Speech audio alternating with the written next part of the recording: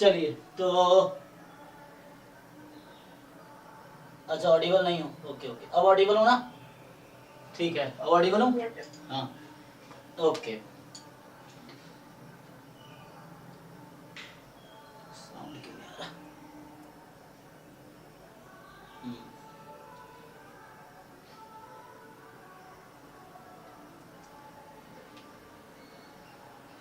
तो आप लोगों ने ट्राई किया पहले? तो कितने लोग ग्रुप में, सबने सॉल्यूशन भेजे हैं?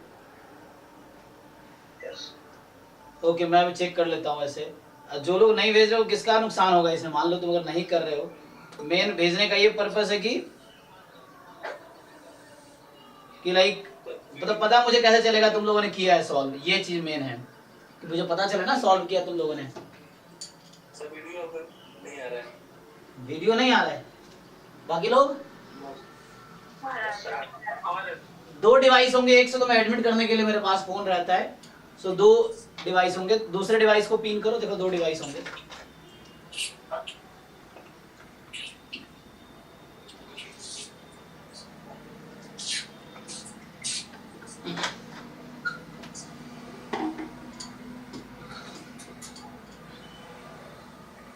मुकेश, आपका माइक कौन है?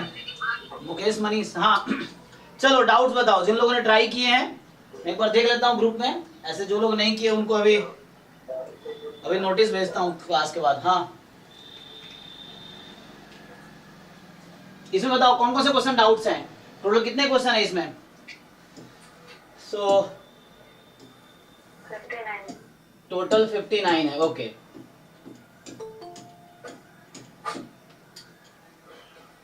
चलो। हाँ हाँ, है ना। तो एक तो एक्चुअली पिछले साल में ना गेट बैच, एक बैच पढ़ाया था, गेट का क्रैश कोर्स चलाया था। तो गेट में से इस बार दो बच्चे हैं जिनका पीएचडी में एडमिशन हुआ है, एक आईआईटी गुवाहाटी में और एक आईआईटी रोपर में। अभी उसी का फोन से लेट हो गया, एक्चुअली उसने फोन किया था। तरुण है ना, तरुण के क्लासमेट ही है। हाँ जी तरुण, ऑडिबल हूँ? तरुण अभी क्लास में होगा, सुन नहीं रहा। तो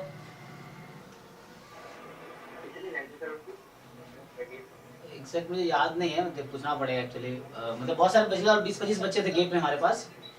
बट देखो ऐसे कोई फर्क नहीं पड़ता, वो डिपेंड करता है कि आप शॉर्टलिस्ट हो जाओ, खाली ये चीज़ है। तो आईआईटी रोपर में पीएचडी स्टैटिस्टिक्स में, आईआईटी है ना, एक तो गुवाहाटी में पीएचडी स्टैटिस्टिक्स में है। तो देखना पड़ेगा, मुझे खुद याद नहीं है। इतने सारे बच्चे जैम में, तो इतने बच्चे थे। जैम के रिजल्ट तो बहुत सारे पिछले साल थे। हाँ क्या पूछ रहे हो नवीन आप?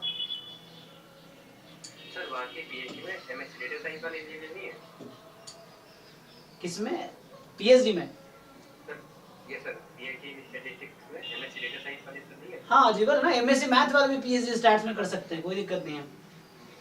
जिन्होंने एमएससी मैथ्स में करी है वो पीएचडी स्टैट्स में कर सकते हैं।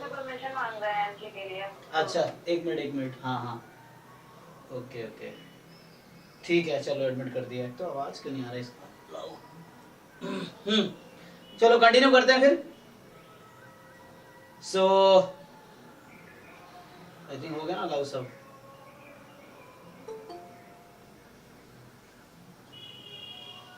डाउट है? ये सारे क्वेश्चन कराऊं क्या? पूछो जिन लोगों ने ट्राई किए, इसलिए बोलता हूँ ट्राई करके आओ ताकि डाउट्स पूछो सीधा सीधा। ये क्वेश्चन नंबर 10। ओके, तो जिन लोगों ने ट्राई किए एक पेज पे डाउट लिख लो, क्वेश्चन नंबर ये डाउट है, ये डाउट ना। पूरा साल खत्म हो जाएगा, तुम्हें ये पता नहीं चलेगा तुम्हें कौन से क्वेश्चन आते हैं कौन से नहीं आते, क्योंकि जब ट्राई कर रहे हो तो अच्छे से तुम्हें समझ आ रहा है कौन सा आ रहा है। जो क्वेश्चन नहीं सॉल्व हो रहा है एक पेज पे लिख लो कि ये क्वेश्चन नंबर मेरे डाउट्स हैं। तुम सारे पूछोगे, एक भी नहीं हुआ है तो मैं सारा सॉल्व कर दूंगा ना। I can solve all questions, अगर आपके हर क्वेश्चन में डाउट है तो कोई दिक्कत नहीं है।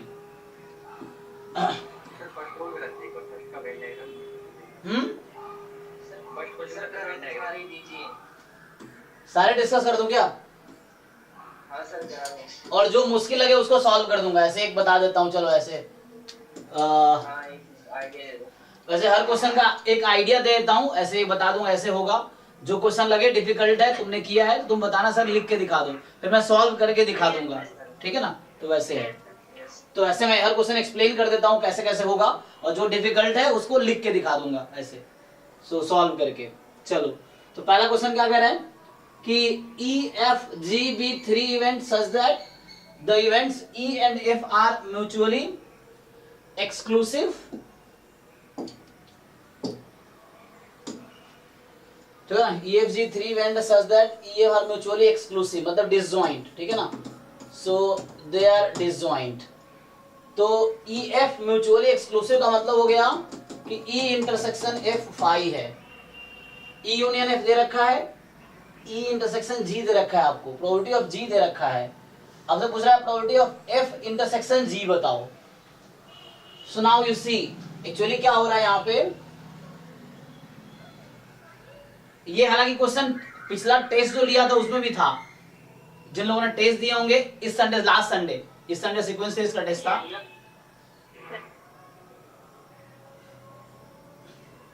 है ना, जो पिछला संडे टेस्ट था उसमें पिछले संडे उस टेस्ट में था ये। चलो फिर भी देख लो, तो ये क्या बोल रहा है, E यूनियन F1 है, E यूनियन F1 है और E इंटरसेक्शन, मतलब इस तरह समझ लो। चलो अगर मैं सैंपल स्पेस का इस तरह से पार्टीशन करूं, ये E है और F है, E इंटरसेक्शन F एम्प्टी है, इसको पार्टीशन बोलते हैं ना। देखो E इंटरसेक्शन F क्या है, एम्प्टी है, वो गिवन है मुझे कि E इंटरसेक्शन F एम्प्टी है एंड E यूनियन F की प्रोबेबिलिटी 1 है। So you can partition the sample space into two events E and F। So E intersection F is empty and probability of E मतलब E union F ऐसा ले लो, sample space है। तो उस case में आपको पूछ रहा है, आपको E इंटरसेक्शन G दे रखा है एक्चुअली, तो G कोई नया इवेंट है ना, so G is some new event, तीसरा इवेंट है EF के अलावा। सो G की E इंटरसेक्शन E जो 1/4 है, मतलब G इवेंट का कॉमन E के साथ 1/4 है और G इवेंट खुद की प्रोबेबिलिटी 7/12 है। तो आपसे पूछा F इंटरसेक्शन G बताओ। एक्चुअली ये टोटल प्रोबेबिलिटी के कॉन्सेप्ट पे है। जैसे देखो आपको याद हो टोटल प्रोबेबिलिटी का फॉर्मूला कैसे आया था, सपोज ये जो सर्कल बना रहा हूं this is G, so what can you right G, मुझे बताओ G को तुम कैसे लिख सकते हो। Probability of E intersection G union F intersection G। Yes, E intersection G union F intersection G, you can write G like this, so this portion is E intersection G and this portion is F intersection G, ठीक है। तो अब ये दोनों disjoint भी है, these two portion are disjoint and union is G, so when you operate probability you can simply write probability E intersection G plus probability F intersection G, या simply जो डेफिनेशन है प्रोबेबिलिटी का third part जो है उसका probability में axiomatic definition में कि if A and B are disjoint then probability of A union B is equal to PA plus PB। तो उस लॉजिक से probability of G is probability of E intersection G plus probability of F intersection G। अब आप देखो आपको probability of G पता है, yes, ये लास्ट बोल रहा हूं लास्ट संडे से लास्ट संडे टेस्ट में जो सेकंड लास्ट संडे था उस टेस्ट में क्वेश्चन आया था। सो G की प्रोबेबिलिटी पता है, E इंटरसेक्शन G पता है, सो ये पता आपको, ये पता, क्या आप फाइंड कर लोगे, ये हो जाएगा। हाँ जी नवीन, आपका डाउट था ना? ये सर हो जाएगा। ओके चलिए आगे।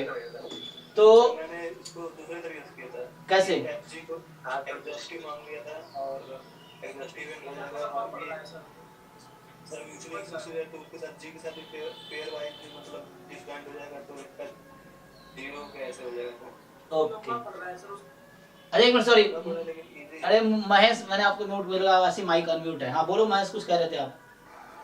अगर मैंने उसको बोल रहा था कि एग्जॉस्टिव मान लिया था पूरे को और वहां से फिर करके सॉल्व किया था, सही हो गया। तो आंसर आ गया ना? उससे कंफ्यूजन हो रहा है, उससे ज्यादा कंफ्यूजन हो जाएगा। अच्छा नहीं हो रहा है यार। देखो सबकी अपनी अंडरस्टैंडिंग है, एक क्वेश्चन कई तरीके से सॉल्व हो सकता है, डिपेंड करता है आपको क्या सही लगता है, जो आपको समझ आ रहा है वो सबसे अच्छा मेथड है, ये चीज है। क्योंकि मुझे ये समझ आ रहा है एग्जाम में आपको ये दिमाग में आता है तभी ये मेथड अच्छा होगा कि एग्जाम में इस तरह क्वेश्चन आए और आपको क्लिक किया कि ओके इस तरह सॉल्व करना है तो वैसे समझ आएगा। सर ये बाइनोमियल डिस्ट्रीब्यूशन पढ़ाएंगे? हाँ वो आगे आएगा बाइनोमियल, अभी ये बैच 1-2 है ना, बैच 1 में भी स्टार्ट होगा वो टॉपिक, आप लोगों को भी आएगा। एक टॉपिक है स्टैंडर्ड यूनिवेरिएट डिस्ट्रीब्यूशन, अभी तुमने बस एक पहला सेक्शन किया है बैच 2 में कि बेसिक प्रोबेबिलिटी, अगला सेक्शन आएगा यूनिवेरिएट डिस्ट्रीब्यूशन, उसका अगला सेक्शन है स्टैंडर्ड यूनिवेरिएट डिस्ट्रीब्यूशन। तो उस स्टैंडर्ड यूनिवेरिएट डिस्ट्रीब्यूशन में जितने भी डिस्ट्रीब्यूशन है वो पढ़ाएंगे, binomial, Poisson, geometric, negative binomial, ठीक है ना, एक्सपोनेंशियल, गामा, बीटा, ये जितने स्टैंडर्ड डिस्ट्रीब्यूशन सब पढ़ेंगे, उसके बारे में डिटेल में पढ़ेंगे। ये आपको याद रखना पड़ेगा कि इन सबका पीएमएफ क्या है, पीडीएफ क्या है, इन सब की प्रॉपर्टी क्या है, मीन क्या, वेरिएंस क्या, एमजीएफ क्या है, तो ये सब आपको याद रखना पड़ेगा। तो वो अभी डिटेल में डिस्कस करेंगे, वो आगे आएगा एक्चुअली। तो एक्चुअली देखो, अब अगर वैसा है तो जो बाइनोमियल है क्लास 11-12 में भी था, तो मैं उस बेसिस पे क्वेश्चंस कर देता हूँ इसमें कि क्लास 12 का अगर आप एनसीईआरटी बुक देखो या आप जिस भी बोर्ड से रहे हो, उसमें बाइनोमियल डिस्ट्रीब्यूशन जरूर रहा होगा क्लास 12 में, वहाँ बेसिक। तो उस कॉन्सेप्ट को थोड़ा यूज कर लो। इसलिए मैं कहता हूँ हर क्लास में बोलता हूँ कि एक बार क्लास 12 वाली जो प्रोबेबिलिटी वो रिवाइज कर दो। क्या करना है, गूगल पे सर्च करो क्लास 12 प्रोबेबिलिटी पीडीएफ आ गया, एक बार पढ़ लो, उसको हो गया। जस्ट रीड मार्को, क्या पहली बार पढ़ रहे हो तुम, क्लास 11-12 सब पास करके आए हैं, जैसे एक बार गो थ्रू कर दो ना, you just read line by line, examples देख लो, एक्सरसाइजेस देख लो, डेफिनेशन और थ्योरम्स देख लो। कुछ समझ ना आए, चाहे डेफिनेशन हो या थ्योरम्स हो या एग्जांपल हो या एक्सरसाइज हो, तो डिस्कस करो। कि क्लास 12 वाली चीजें आपको ऑलरेडी आती है, उसमें भी दिक्कत हो तो हमने पढ़ा रखा है मेरे चैनल पे, आप जाओ मेरे यूट्यूब चैनल पे, क्लास 12 वालों को प्रोबेबिलिटी मैंने पढ़ा रखा है, वहां आपको मिल जाएगा। लेकिन पढ़ने की जरूरत थोड़ी है आपको, पढ़ना फर्स्ट टाइमर को पढ़ना पड़ता है तो शुरू से। जो लोग पढ़ चुके उनको बस रिवाइज करने की जरूरत है रिपीटेडली, ताकि आप भूलो ना और गलती ना करो। जी, तो वो जो एनसीआर वाला आता है, वो कैसे होता है? एनसीआर इनटू पी के पावर आर और क्यू के पावर n माइनस आर। अच्छा, फॉर्मूला कैसे आता है? आपको बाइनोमियल थ्योरम का बाइनोमियल थ्योरम याद है? Yes sir. वो बाइनोमियल थ्योरम से आता है। अब आप बाइनोमियल थ्योरम में देखो कैसे आता है वो। अब बाइनोमियल थ्योरम के बेसिक पे चले जाओ, तो वो बाइनोमियल थ्योरम से ही आया है। बाइनोमियल थ्योरम के r+1th टर्म क्या होता है बाइनोमियल थ्योरम में? हाँ, बस ए बी जो आप लिखते हो, जो a प्लस बी की पावर n को आप ओपन करते हो, तो वो यहाँ पे q प्लस p की पावर n कर लो, या p प्लस q की पावर n कर लो। p प्लस q 1 है, तो pmf की डेफिनेशन होती है कि समेशन 1 आना चाहिए, तो वही q प्लस p का एक्सपेंशन है। वो जो बाइनोमियल डिस्ट्रीब्यूशन है वो क्या है? जो बाइनोमियल डिस्ट्रीब्यूशन है वो q प्लस p की पावर n, जो बाइनोमियल थ्योरम से हर टर्म डिफरेंट पॉइंट पे मास दे रहा है एक्चुअली। तो वो हम डिस्कस करेंगे जब बाइनोमियल डिस्ट्रीब्यूशन डिटेल में पढ़ेंगे आगे। अभी आप जो 11-12 में जितना पढ़े उतना तो आना चाहिए ना। अरे मैथमेटिक्स या स्टैटिस्टिक्स क्या है, जब अभी आप एमएससी लेवल पे जा रहे हो तो आपको उससे पहले जो भी चीज आपने पढ़ी आपको क्लियर होनी चाहिए ना, तभी यूज कर पाओगे ना, वरना कब तक आप उसी लेवल पे फंसे रहोगे। तो जैसे जैसे आप ऊपर बढ़ रहे हो आपको पीछे वाली चीजें क्लियर होनी चाहिए, नहीं है तो उसको रिवाइज करो। ये चीजें हैं, फिर भी डाउट पूछोगे, फिर भी नहीं क्लियर होनी चाहिए ना, तभी आप आगे बढ़ पाओगे ना लाइफ में। चलिए, सेकंड क्वेश्चन में किसी को डाउट है? देखिए क्या कह रहा है ये सर। उसका एक और मेथड कैसे था पहले वाले का? वो मनीष बताएगा। वो एग्जॉस्टिव मान के कुछ कर रहा था, क्या कर रहा था वो? सर EFG को एग्जॉस्टिव मान ले रहे थे।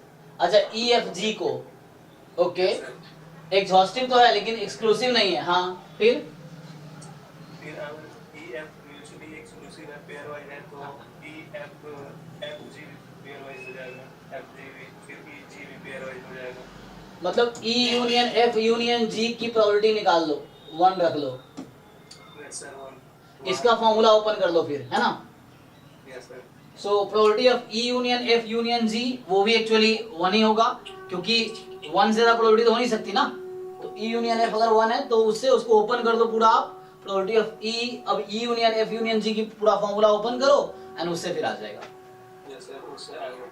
ठीक है ना। तो दूसरा मेथड वो हो गया कि लाइक आप चूंकि देखो E union F union G, इसकी प्रोबेबिलिटी 1 से ज्यादा तो हो नहीं सकती है, क्योंकि E यूनियन F यहाँ भी आप देख पा रहे हो, E ये वाला E इवेंट है, ये वाला F इवेंट है और ये G है, तीनों का यूनियन लोगे तो सैंपल स्पेस ही आएगा। तो इसको खोल लो, ये फॉर्मूला आता है, ये सब सारा इन्फॉर्मेशन यहाँ पे है, खोल लो आप। यस सर, हो जाएगा। ठीक है ना। यही कह रहा हूँ कि आपके दिमाग में क्या क्लिक कर रहा है ये इंपॉर्टेंट है, एग्जाम में वही साथ देगा। ये नहीं कि जो मैं कर रहा हूँ या जो बुक में आप सॉल्यूशन देख रहे हो तो वो हेल्प नहीं करेगा। एक्चुअली हेल्प वो करेगा जो आपके दिमाग में क्लिक कर रहा है। कैसे क्लिक करेगा एग्जाम में? जब आप उस क्वेश्चन को, इसी क्वेश्चन को आप मान लो 1 महीने बाद फिर से सॉल्व कर रहे हो, और अगर आप सॉल्व कर पा रहे हो इसका मतलब आपको समझ आ गया है। रट्टा नहीं मारना है, अंडरस्टैंडिंग क्लियर करनी है कि इस क्वेश्चन में क्या कॉन्सेप्ट है। ठीक है आगे। हाँ मनीष माइक कौन है आपका? So next. एक्सक्लूसिव में डिफरेंस क्या है? म्यूचुअली एग्जॉस्टिव एंड म्यूचुअली जी जी जी, म्यूचुअली एक्सक्लूसिव का मतलब होता है इंटरसेक्शन फाई होगा। E and F are mutually exclusive, तो E intersection F is empty set. E and F are mutually exhaustive, तो E union F is equal to sample space. ठीक है, ये है, तो ये एक्सक्लूसिव ये एग्जॉस्टिव, दोनों अलग अलग है, ऐसा नहीं कि दोनों होगा। अगर आप बोलते हो म्यूचुअली एक्सक्लूसिव है तो ये ट्रू है, अगर बोलते हो एग्जॉस्टिव है तो ये ट्रू है, और दोनों है म्यूचुअली एक्सक्लूसिव एंड एग्जॉस्टिव तो दोनों ट्रू है। इसी को पार्टीशन बोलते हैं। सो जब म्यूचुअली एक्सक्लूसिव एंड एग्जॉस्टिव दोनों होता है तो उस सेट ऑफ इवेंट्स को हम पार्टीशन ऑफ सैंपल स्पेस बोलते हैं। जो लास्ट क्लास में डिस्कस किया था हमने, टोटल प्रोबेबिलिटी या बेस थ्योरम का जो इवेंट्स होते हैं E1 इंटू En वो पार्टीशंस बनाते हैं। तो वो जो E1 E2 E3 E4 En है जो आपके पास, वो एक्चुअली, एक मिनट इसको एडमिट करना है। सो E1 E2 E3 E4 En जो आपके पास है टोटल प्रोबेबिलिटी में या बेस थ्योरम में, they are actually partitions, so they are mutually exclusive and mutually exhaustive as well. तभी आप आगे वो फॉर्मूला यूज कर पाओगे टोटल प्रोबेबिलिटी वाला या बेस थ्योरम वाला। ठीक है,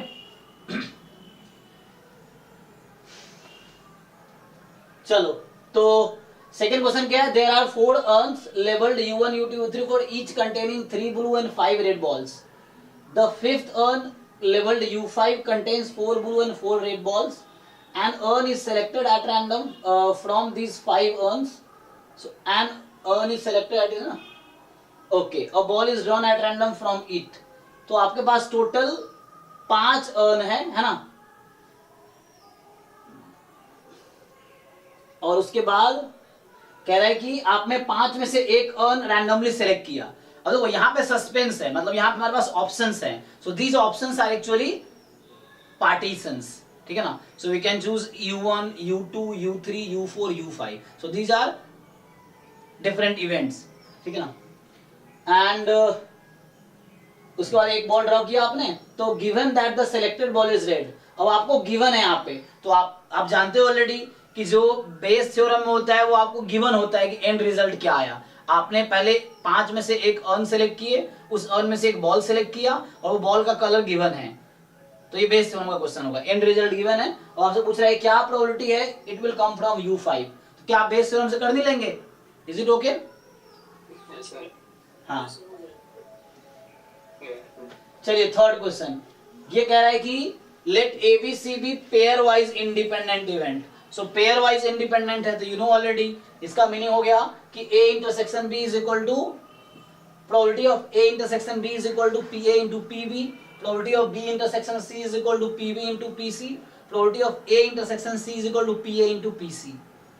सो अब A इंटरसेक्शन B की प्रोबेबिलिटी दे रखी है आपको, ओके, और B इंटरसेक्शन C की भी प्रोबेबिलिटी दे रखी है आपको। तो यहां से मतलब ये PA इंटू PB भी बोल सकते हो आप, 0.1 है। यहाँ पे क्या है ये PB into PC is 0.2। Okay, तो अब क्या बोल रहा है कि प्रूव करो, तो जो नहीं पड़ेगी नहीं पड़ेगी देख लेते हैं। तो प्रूव करो कि probability of A complement union C more than equal to 7/8 होगा। पता है ये किसी ने सॉल्व किया है?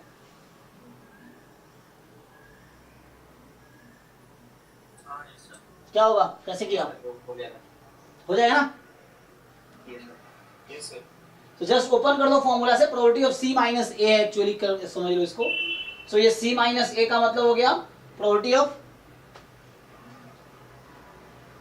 है ना, उससे ओ सॉरी आज वो इंटरसेक्शन नहीं है, सॉरी सॉरी, हाँ वो मैं गलत कर, पहले आप A यूनियन B का फॉर्मूला लगा लो, इंटरसेक्शन आएगा फिर माइनस आएगा ना। हाँ इट इज नॉट एक्चुअली, मैं कहाँ कंफ्यूज हो रहा था। देखो अगर ऐसा होगा तो this is C minus A actually, है ना, तो ये यूनियन है एक्चुअली। हाँ वो मैं मिस्टेक कर रहा था, यहाँ पे यूनियन है, यहाँ इंटरसेक्शन होगा A complement intersection C minus A।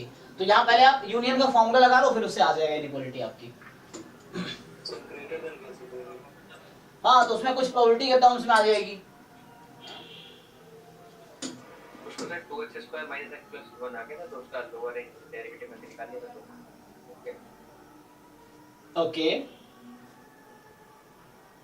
अब सॉल्व करके देखना पड़ेगा इनइक्वालिटी कैसे आएगी, है ना, वहां से कह रहा है कि शो करो कि ये है, देख लो अगर नहीं समझ आ रहा करके दिखा देता हूँ। So probability of A complement union C, यही है ना, तो इसको ओपन करोगे तो क्या होगा, probability of A complement probability of C plus probability of A complement intersection C. बताओ जिन लोगों ने सॉल्व किया कैसे किया।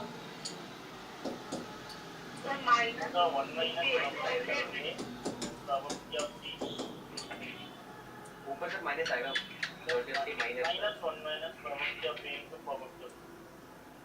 एक मिनट यहाँ पे सर इंटरसेक्शन माइनस होगा। अच्छा यहाँ मैं गलती से प्लस लिख दिया, अरे यार क्या गलती कर रहा हूँ मैं। हाँ वो सॉरी हाँ ओके। अब एक तो ना इस छोटे सिली मिस्टेक्स हो रहे हैं ऐसे ही। अब इसको क्या लिखोगे,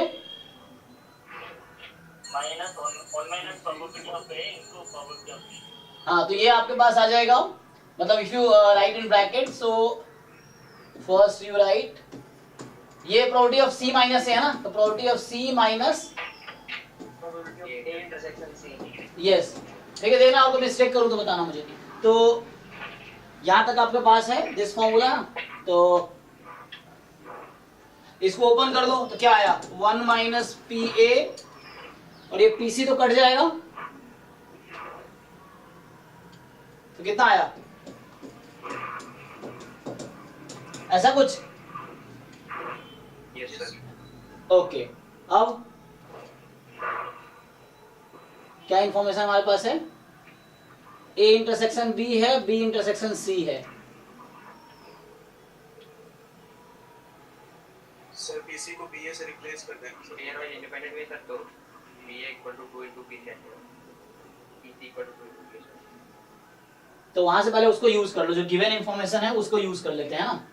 तो यहां से हमारे पास क्या गिवन है, so we have given that probability of A intersection B 0.1 है। सो probability of A intersection B 0.1 है। इसका मतलब है कि पी ए, देखो हर क्वेश्चन में सफिशिएंट इंफॉर्मेशन गिवन रहता है, बस आप सॉल्व करते जाओ। तो अरे निशा आपका माइक ऑन है, सब लोग बोल के माइक म्यूट कर लो क्योंकि आवाज आती है। तो P A into P B आपके पास 0.1 है, और P B into P C आपके पास 0.2 है, यही था ना। तो इसको यूज कर लेते हैं। So P B into P C 0.2 है। अब इन दोनों इक्वेशन को डिवाइड कर दो चाहो तो डिवाइड कर दोगे तो क्या मिलेगा, P A upon P C. ये इन्फॉर्मेशन गिवन था क्वेश्चन में, ठीक है, ये दोनों इन्फॉर्मेशन क्वेश्चन में गिवन है। So P A upon P C is equal to कितना आया 1/2 आ जाएगा। So P C is equal to 2 time P A, okay है। चलो तो ठीक है ना। Yes sir. ओके तो यहां से क्या होगा, पुट कर लो। सो 1 minus P A plus P A, और पी सी की जगह रखो 2 टाइम पी ए, तो ये 2 टाइम पी ए का स्क्वायर हो गया। अब आपके पास एक क्वाड्रेटिक इक्वेशन है, तो क्या आप इसको मिनिमाइज कर सकते हो। सो मतलब सॉरी क्वाड्रेटिक एक्सप्रेशन है। सो 1 माइनस, मान लो p बोल देता हूं पी ए को, 1 minus P plus 2 P square. So can you minimize this function? What is the minimum value of this function? Can you find the local minima yes sir. or the global minima? P की value क्या हो सकती है? P can take value between 0 and 1, यही हो सकता है ना। तो किसी फंक्शन को आप कैसे मिनिमाइज करते हो, यहाँ देखना क्या निकालना है आपको, आपको फाइंड करना है मोर देन इक्वल टू ना। तो देखो आपके पास अब एक्सप्रेशन क्या है, you have the expression. So let's say मैं इसका नाम रख देता हूँ g of p। So this function is 1 minus p plus 2p square. तो g डैश p निकालो, तो -1 प्लस 4p, तो इसको 0 पुट करोगे, p की वैल्यू कितनी आई 1/4। g डबल डैश p निकालो, 4 आ गया जो कि मोर देन 0 है। सो डबल डेरिवेटिव पॉजिटिव है, इसका क्या मतलब है, मिनिमा ना। डबल डेरिवेटिव है, double derivative is positive. So double derivative positive मतलब हमें जो क्रिटिकल पॉइंट उस पर लोकल मिनिमा मिलेगा। सो पॉजिटिव है तो मिनिमा, नेगेटिव है तो मैक्सिमा, है ना। तो डबल डेरिवेटिव पॉजिटिव है तो local minima. So minima at p is equal to 1/4। अब इसमें आप p को 1/4 रख के मुझे बताओ क्या आंसर आएगा। So what is the g when p is equal to 1/4? तो ये आपका 7/8 आ रहा होगा जो यहाँ पूछ रहा था, है ना? तो देखो हमने क्या दिखाया एक्चुअली, हमने ये दिखाया कि ये जो फंक्शन मेरे पास है दिस क्वांटिटी इज, इसकी मिनिमम वैल्यू 7/8 है। इसका क्या मतलब हुआ कि मतलब this will always be more than equal to 7/8, okay है ना? सो दैट्स व्हाई यही प्रूव करना था, तो यहां से हमने स्टार्ट किया। सो इस तरह के और भी क्वेश्चंस आए हुए हैं। So we started from here. अरे जो लोग बोल रहे तो माइक म्यूट कर लो, मनीष आवाज आ रही है। सो probability of A complement union C आ गया मोर देन इक्वल टू 7/8।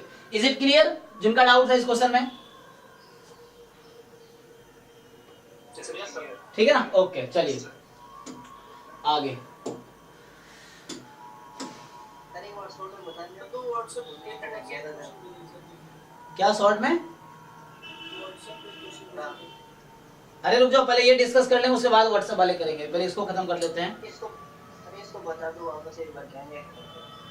अरे भाई सोए रहते हो। देखो इसकी प्रोबेबिलिटी निकालो, ए यूनियन बी की प्रोबेबिलिटी पता है?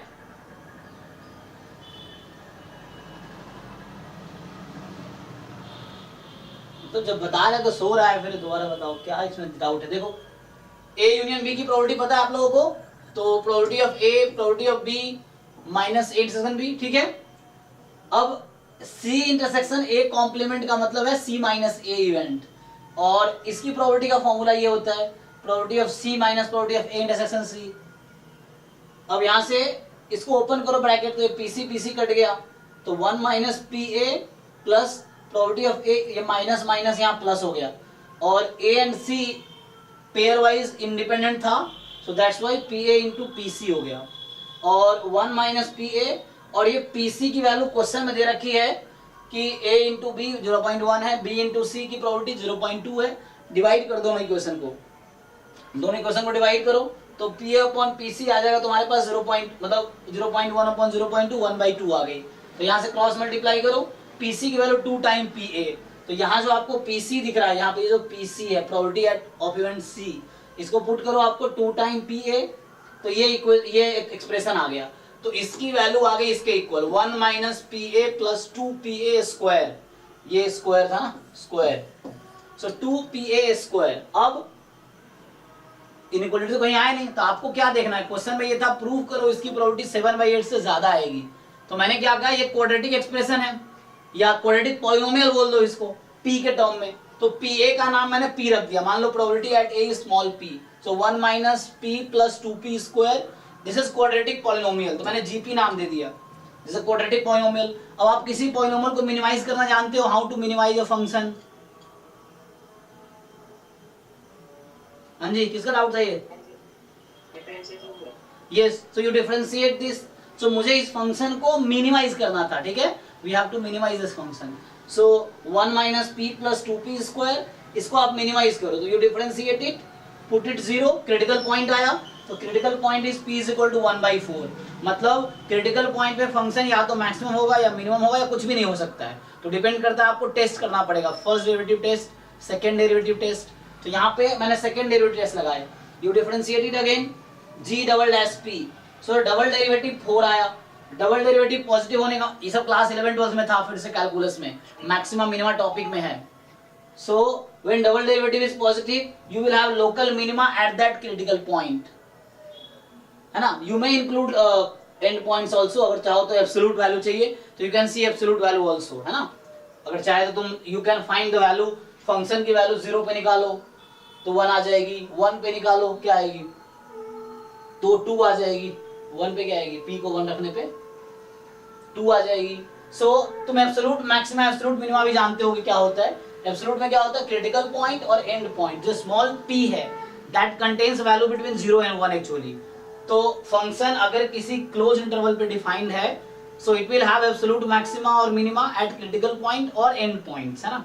तो यहाँ पे तुम्हारे पास, तो मैंने क्या किया, p को 1/4 रख दिया। इस फंक्शन में you replace p is equal to 1/4 because 1/4 is the critical point and here we are getting that we will have local minima at p 1/4। If you include the end point so you will decide whether, तो तुम यहाँ से g of 0 निकाल लो, कितना आया 1, g of 1/4 find करो, 7/8, g of 1 कितना आया 2 आ जाएगा। So which one is the minimum? 7/8। So मतलब ये है कि this function, so when your p belongs to 0 to 1 for all such values, this function will have minimum value 7/8, global minima इसका 7/8 हो गया। So this function will always be more than equal to 7/8. Is it fine? Okay sir, thanks. हाँ, ये आपको formula लगाना था, फिर यहाँ मैक्सिमम मिनिमा आ गया। मैक्सिमम मिनिमा क्यों आया? क्योंकि मुझे देखना था कि वो फंक्शन किससे ज्यादा है, तो मुझे पॉइंट ऑफ मिनिमा निकालना पड़ेगा एंड देन उस पॉइंट पे जो वैल्यू मिलेगी that is the minimum value. So minimum value of this function is 7/8 actually. 7/8 is the minimum value, that's why this will always be more than equal to 7/8.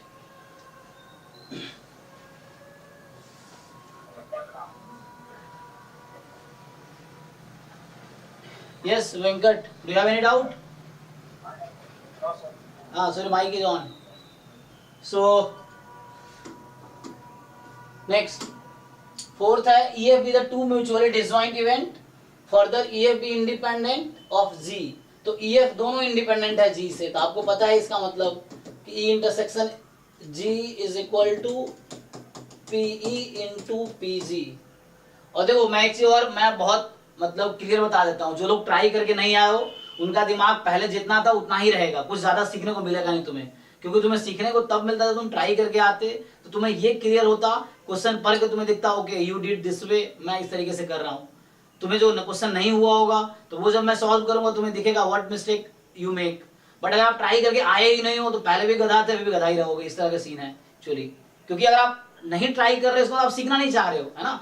आप चाह रहे हो teacher पढ़ा दे मुझे सब आ जाए, अरे वो लोग बेवकूफ थोड़ी है जो घर पे 10 घंटे पढ़ते हैं डेली, वो बेवकूफ थोड़ी है वो लोग। वो क्यों खुद से मैं, क्योंकि आपको उतना ही आता जितना आप खुद ट्राई करते हो। हम लोग बस हेल्प कर रहे हैं चीजों को समझने में, लेकिन सिर्फ हम ही काफी थोड़ी हैं तुम खुद से, वरना तुम एंट्रेंस में तैयारी करो ना, आप लोग एंट्रेंस की प्रिपरेशन कर रहे हो, तो आप नहीं पढ़ोगे तो कोई और पढ़ रहा है। अगर जैम एग्जाम 3000 बच्चा दे रहा है, गेट का एग्जाम 1500 बच्चा दे रहा है, तो जैम में सीटें 200 अराउंड है, गेट में सीटें 100 के अराउंड है, मतलब क्वालिफाई जो बच्चे करते हैं या जिनका एडमिशन जैम के थ्रू होता है गेट में है, तो उतने ही क्वालिफाई जो मेहनत करेंगे उनका ही होगा। आप कम मेहनत करोगे तो आपका नहीं होगा ना, वो अलग बात है। बाद में आप मुझे ब्लेम करो या खुद को ब्लेम करो, या आपको डिसाइड करना है, लेकिन आप मेहनत नहीं कर रहे हो तो आपका नहीं होगा। सिंपल सा लॉजिक है। अगर मैंने होमवर्क दिया है, आपको बोला ट्राई करके आओ और आप ऐसे ही मुंह उठा के आ गए, तो इसमें आपकी गलती, तो आपका सिलेक्शन नहीं होगा। ये चीज है, जो बच्चे ट्राई कर रहे हैं वो बेवकूफ थोड़ी है, ट्राई करके आ रहे हैं।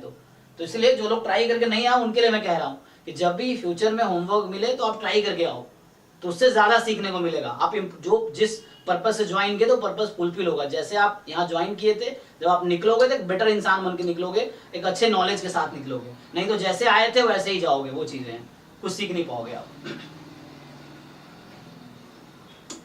सो EFB two mutually disjoint events and EFB independent of G। तो मतलब ये है कि E इंटरसेक्शन G ये है आपके पास, और F इंटरसेक्शन G आपके पास PF इंटू PG है। ठीक है, तो P दे रखा है P प्लस PF, Q है PG। सो ये हो नहीं जाएगा, इसका फॉर्मूला ओपन कर दो, सब कुछ तो गिवन ही है, हो जाएगा जी। E और F म्यूचुअली डिसजॉइंट है तो E G भी म्यूचुअली डिसजॉइंट हो जाएंगे। नहीं नहीं नहीं नहीं नहीं, उसने ये कहा कि E एंड F इंडिपेंडेंट है G से, E F इंडिपेंडेंट नहीं है। अच्छा एक मिनट, यहाँ पे तुम बात कर रहे हो ना, एक मिनट। तो यहाँ पे ये है प्रोबेबिलिटी, यहाँ पे E इंटरसेक्शन F की प्रोबेबिलिटी 0 हो जाएगी एक्चुअली, ये इन्फॉर्मेशन है। तो E intersection F intersection G भी 0 हो जाएगा। यस, क्योंकि आपके पास E इंटरसेक्शन F phi है due to this line, so this when you do so probability this is phi actually, so phi intersection G, so that is phi and probability is 0, right? So you know the formula of this thing, probability of E union F union G, you will expand it and everything is given in the question. So E intersection F is 0, E intersection F intersection G is also 0. Yes, you are right. ठीक है? So all information are here, you will get one of the options. कौन सा option आ रहा बताओ जिन लोग का answer आया?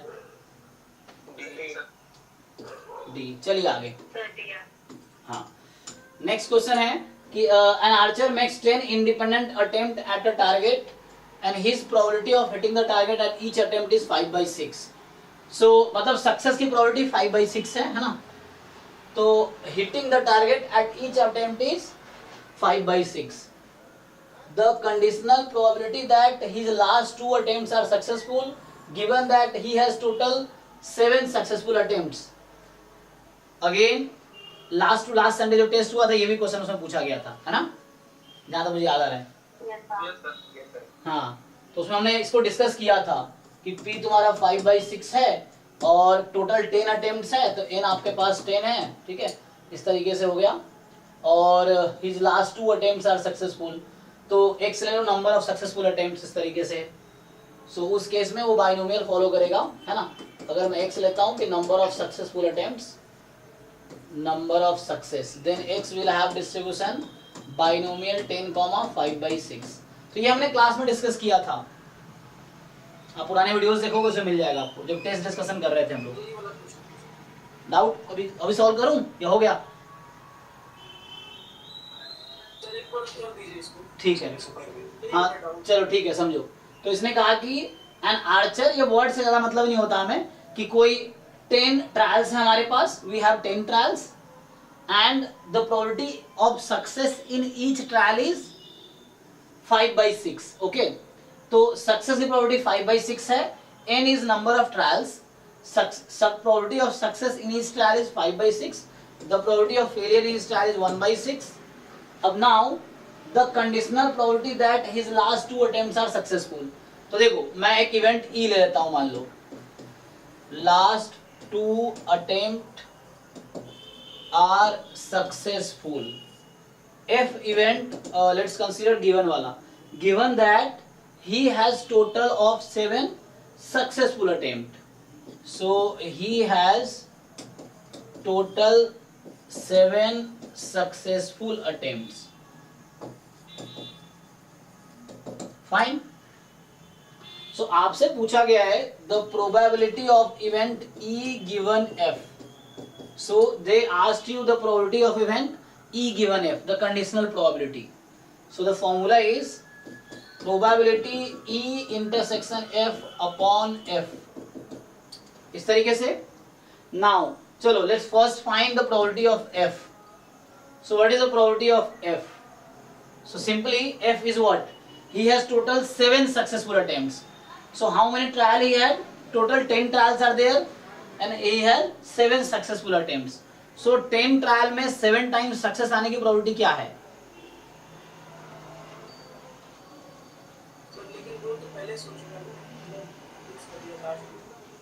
नहीं कहाँ फिक्स कर दिया? मैं F की probability निकाल रहा हूँ अभी। I'm just finding the probability of F only. देखो ध्यान से। So I'm finding probability of just success. Probability of F. हाँ, probability of F निकाल रहा हूँ मैं। तो F is actually he has total 7 successful attempt. So actually the probability number of success is 7. So he has total 10 trials. So what is the probability of getting 7 successes? So 10 C 7 P की power 7 Q की power 3, तो ये F की probability आ गई। Now you need to find E intersection F. You need to find probability of E intersection F actually. So what is meaning of E intersection F? देखो यहाँ पे। So E है last 2 attempts are successful and F is he has total successful attempts. You have to take intersection, मतलब both statement must be true at the same time. Okay. So last 2 attempts are successful and he has total 7 successful attempts. Means out of 10 trials he has total 7 successes, as well last 2 are success, it is fixed because you have to take intersection. So now you think, so out of total 10 trials,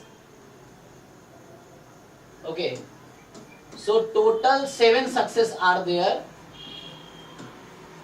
and last two are success. Last two trial or last two attempts are success. Okay, so see, अब तुम खुद decide करो.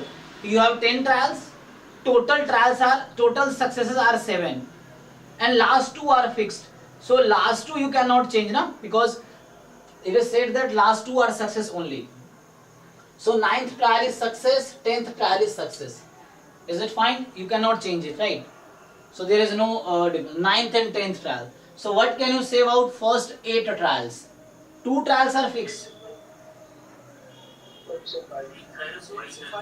Yes. So out of the first 8 trials, you have now 5 successes, because total we had 7 successes.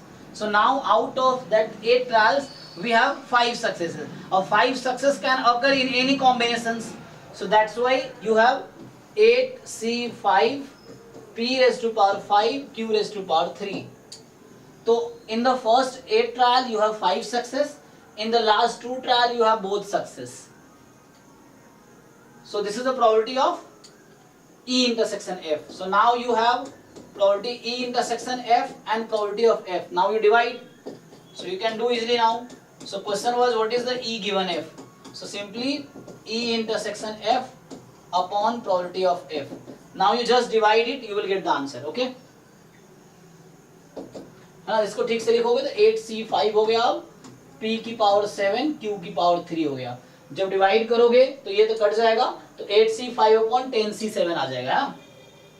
So you will have 8C5 10C7. Okay, 2/9. ठीक है. अच्छा sorry, अच्छा ये B आएगा मतलब. ओके, देख लेना कैलकुलेशन. ठीक है, तो 7/15. ठीक है, मतलब ये तो ऐसे मुझे लगा, तो यहाँ पे मतलब ये 7/15 आएगा. ओके, डिवाइड करके. ठीक है जी. मुके क्या नाम था इसका? Mahesh. Is it fine? Okay, next. अब यहाँ पे देखो आप, क्वेश्चन नंबर 6 कह रहा है कि late A and B be 2 event with probability of A given B 0.3, probability of A given B complement 0.4. तो find probability of B given A. So can you find it? किसी को doubt है इस question में या आगे बढ़ूं? ये किया आप लोगों ने, है ना? सिंपली आपको B given A का ना फॉर्मूला लगाओ, B intersection A upon probability of A. तो यहाँ से आ जाएगा, इन्फॉर्मेशन यहाँ पे है, तो इससे इन्फॉर्मेशन निकालो आप. पहले तो थोड़ा इसको सिंप्लीफाई कर दो तो आपको इजीली दिख जाएगा. सिंप्लीफाई कर लो इसको. Probability of B complement given A complement आ जाएगा. इन टर्म्स ऑफ पीवी निकालना है. ओके, उसके बाद आपसे पूछ रहा है कि अच्छा इन दोनों की वैल्यू पीवी के टर्म्स में. देन अगर पी बी गिवन है 1/4 और 3/4 के बीच है, और B complement given A complement 1/4 और इसके बीच है, तो डिटरमिनेंट पीवी. तो इसकी वैल्यूज तुम निकाल ही चुके हो, इसकी वैल्यूज भी निकाल चुके हो. Then you just simplify it. ठीक है ना? तो आ जाएगा इनइक्वालिटी एक आ जाएगी. 7th, independent trial consisting of rolling a fair die perform the probability that 2 appears before 3 or 5. So ये आई थिंक लास्ट टाइम किया था, फिर से हमने टेस्ट में ये क्वेश्चन दिया था. ओके है कि नहीं? सर बता दीजिए सर, नहीं बनना. अच्छा देखो, तो यहाँ पे क्या है कि आपसे पूछ रहा है कि प्रोबेबिलिटी 2 appear before 3 और 5, 2 appear before 3 और 5. तो तुम देखो 2 है ना, appear before 3 और 5, मतलब तुम्हें अब वो आउटकम्स ढूंढने हैं जहां पे 2, 3, 5 से पहले आ जाए. So now you think of favorable outcomes. So independent trial consisting of rolling a fair die are performed. So you will roll a fair die. देखो अगर 2 पहले आ गया 3, 5 से तो ओके है. तो आपको बस ये देखना है 2, 3, 5 पहले नहीं आना चाहिए. Fine. So what is the first favourable outcome? आपने पहली बार टॉस किया और 2 आ गया. This is the first favourable outcome, क्योंकि 2 पहले आना चाहिए ना. 3, 5 के आने से पहले 2 आने चाहिए. So means the 2 appear before 3 or 5. okay, The 2 appear before 3 or 5. So first outcome is when you toss first time and you get 2. So what is probability of getting 2 in the first throw? So you throw first time, you get 2. It is 1/6. और आगे नहीं सोचना 3 5 कब आया, 3 5 कभी भी आया, हमें उससे मतलब नहीं है. हमें ये केयर करना है कि 2 शुड कम फर्स्ट बिफोर 3 और 5. अब 3 और 5 कहाँ पे आए, इट डजंट मैटर. बस we have to see that 2 should come first, है ना, या 2 must come first before 3 or 5. So the first time if 2 comes, it is a favorable outcome to this event. This event E, this is favorable outcome. Or the second case is, suppose in first time 2 didn't come, then मतलब पहली बार में 2 नहीं आया. So what is a favorable outcome for the first toss?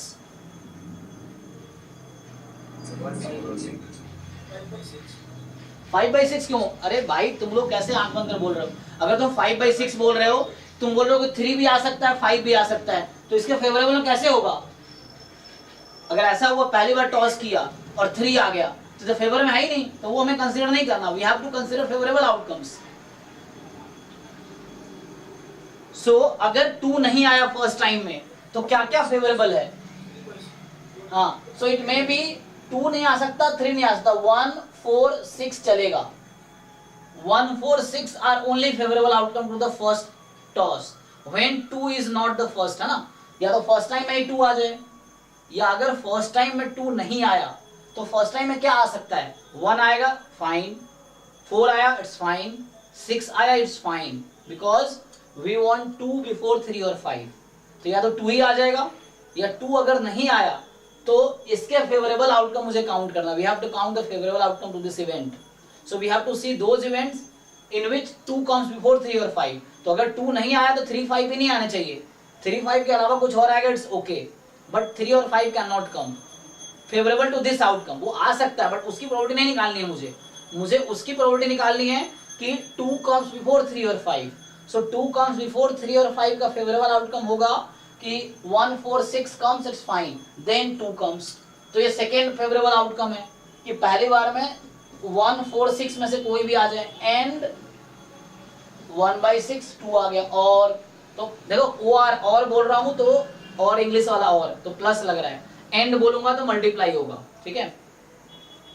So now और third case is, so in the first trial first toss 2 didn't come, है ना, क्योंकि 2 तो मिले लिया ना, क्योंकि जहां पे 2 आ गया गेम वहां स्टॉप हो गया. इसका मतलब ये एक्चुअली मतलब पहली बार 2 आया, 2 से पहले 3 5 नहीं आनी चाहिए, बस ये ध्यान रखना है. सो 2 आया, गेम वहीं स्टॉप हो गया, उसके बाद 3 5 कहीं पे आया होगा, it's no problem.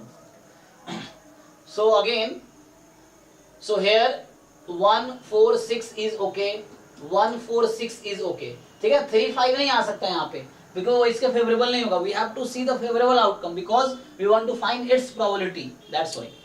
so now, so here 3 possible outcome on the first toss, 3 possible outcome on second toss, and अब third जो है इस पे आ सकता है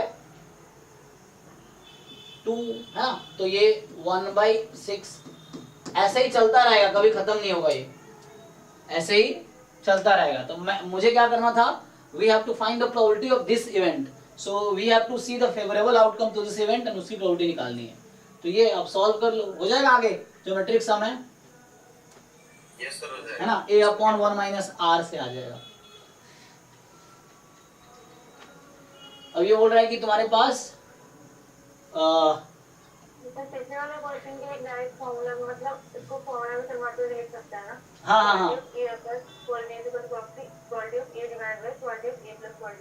यस हाँ, वो भी कर सकते हो आप. यस, अगर आप वैसे डायरेक्टली फॉर्मूला भी है इसका, चलेगा. यस,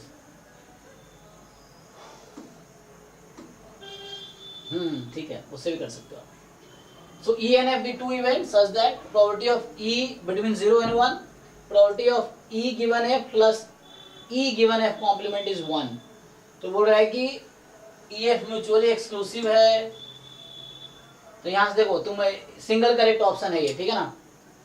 तो सिंपली तुम ऑप्शंस ध्यान से देखना, तुम क्या सोच सकते हो. Okay, so what can we do, थोड़ा सा मॉडिफाई करो इसको.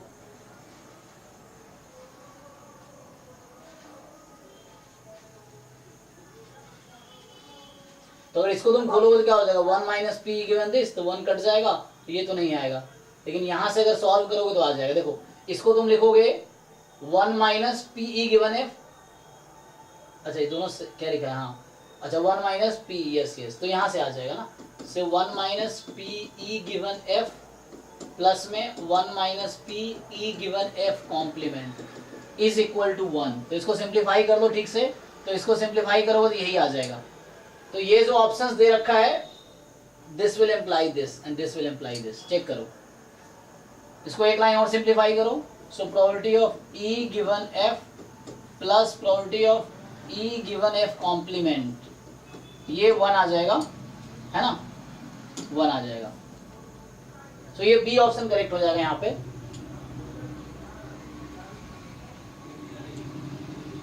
सर इस तरह का क्वेश्चन में इंडिपेंडेंट कैसे चेक करेंगे? और ये हाँ, तो इस तरह क्वेश्चन में इंडिपेंडेंट, तो इंडिपेंडेंट के लिए तुम्हें चेक करना पड़ेगा ना, अगर इंडिपेंडेंट बोला है तो तुम्हें चेक करना पड़ेगा क्या E intersection F P into P F आ रहा है क्या, क्वेश्चन ये है, ठीक है ना।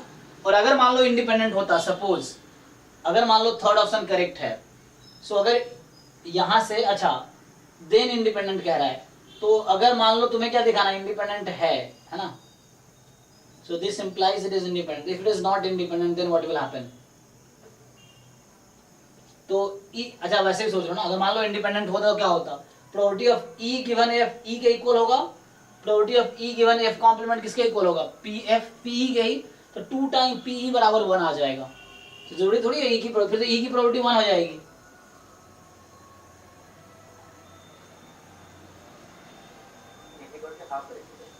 हाँ मतलब सॉरी, एक मिनट ऐसे क्या आ जाएगी, हाँ सॉरी हाफ आ जाएगी, लेकिन फिक्स थोड़ी है, हाफ ही है यहाँ पे, यहाँ फिक्स थोड़ी किया इसने, so it is not fix, it can be anything. दूसरे का चेक करना हो तो ये मान के कर ले कि पी इंटरसेक्शन में 0 होगा और प्रीवियस क्वेश्चन को सॉल्व करके चेक कर सकते हैं। अच्छा तो करके देखो तुम, आएगा उससे, बट ये सेटिस्फाई कर रहा है sir, at the end result आ रहा है P of E plus P of is equal to 1।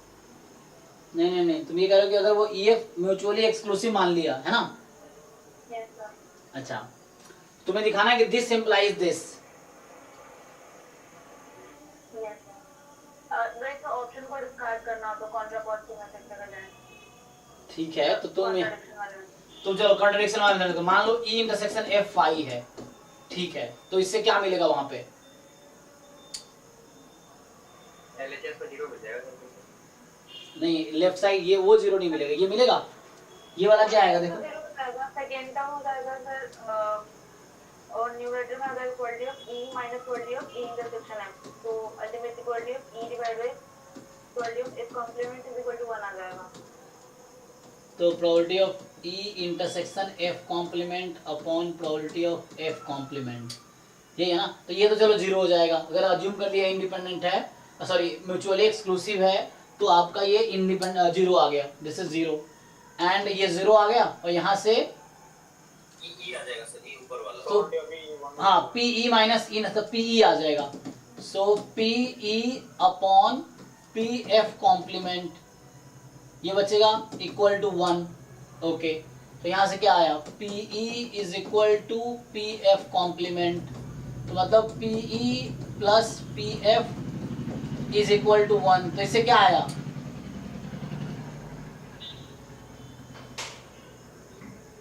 Okay. तो E और F की प्रोबेबिलिटी का सम 1 है, अच्छा तो मतलब probability of E union F 1 इस टाइप का,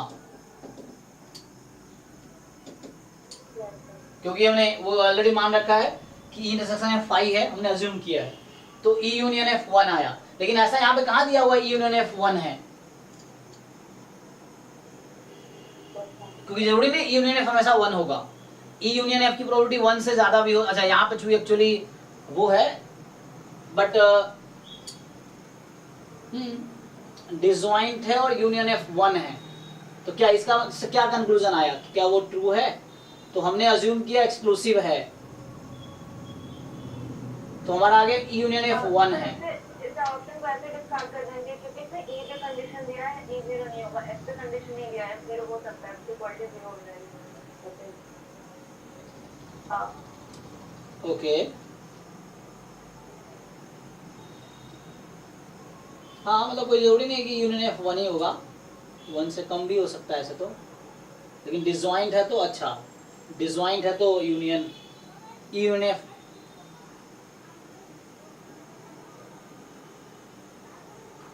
हाँ तो मतलब ऐसा कई बार 3 इवेंट हैं, 2 की बात किया, हो सकता है ना कि वैसा हो इस तरह हो, और मान लो अगर वैसा है सो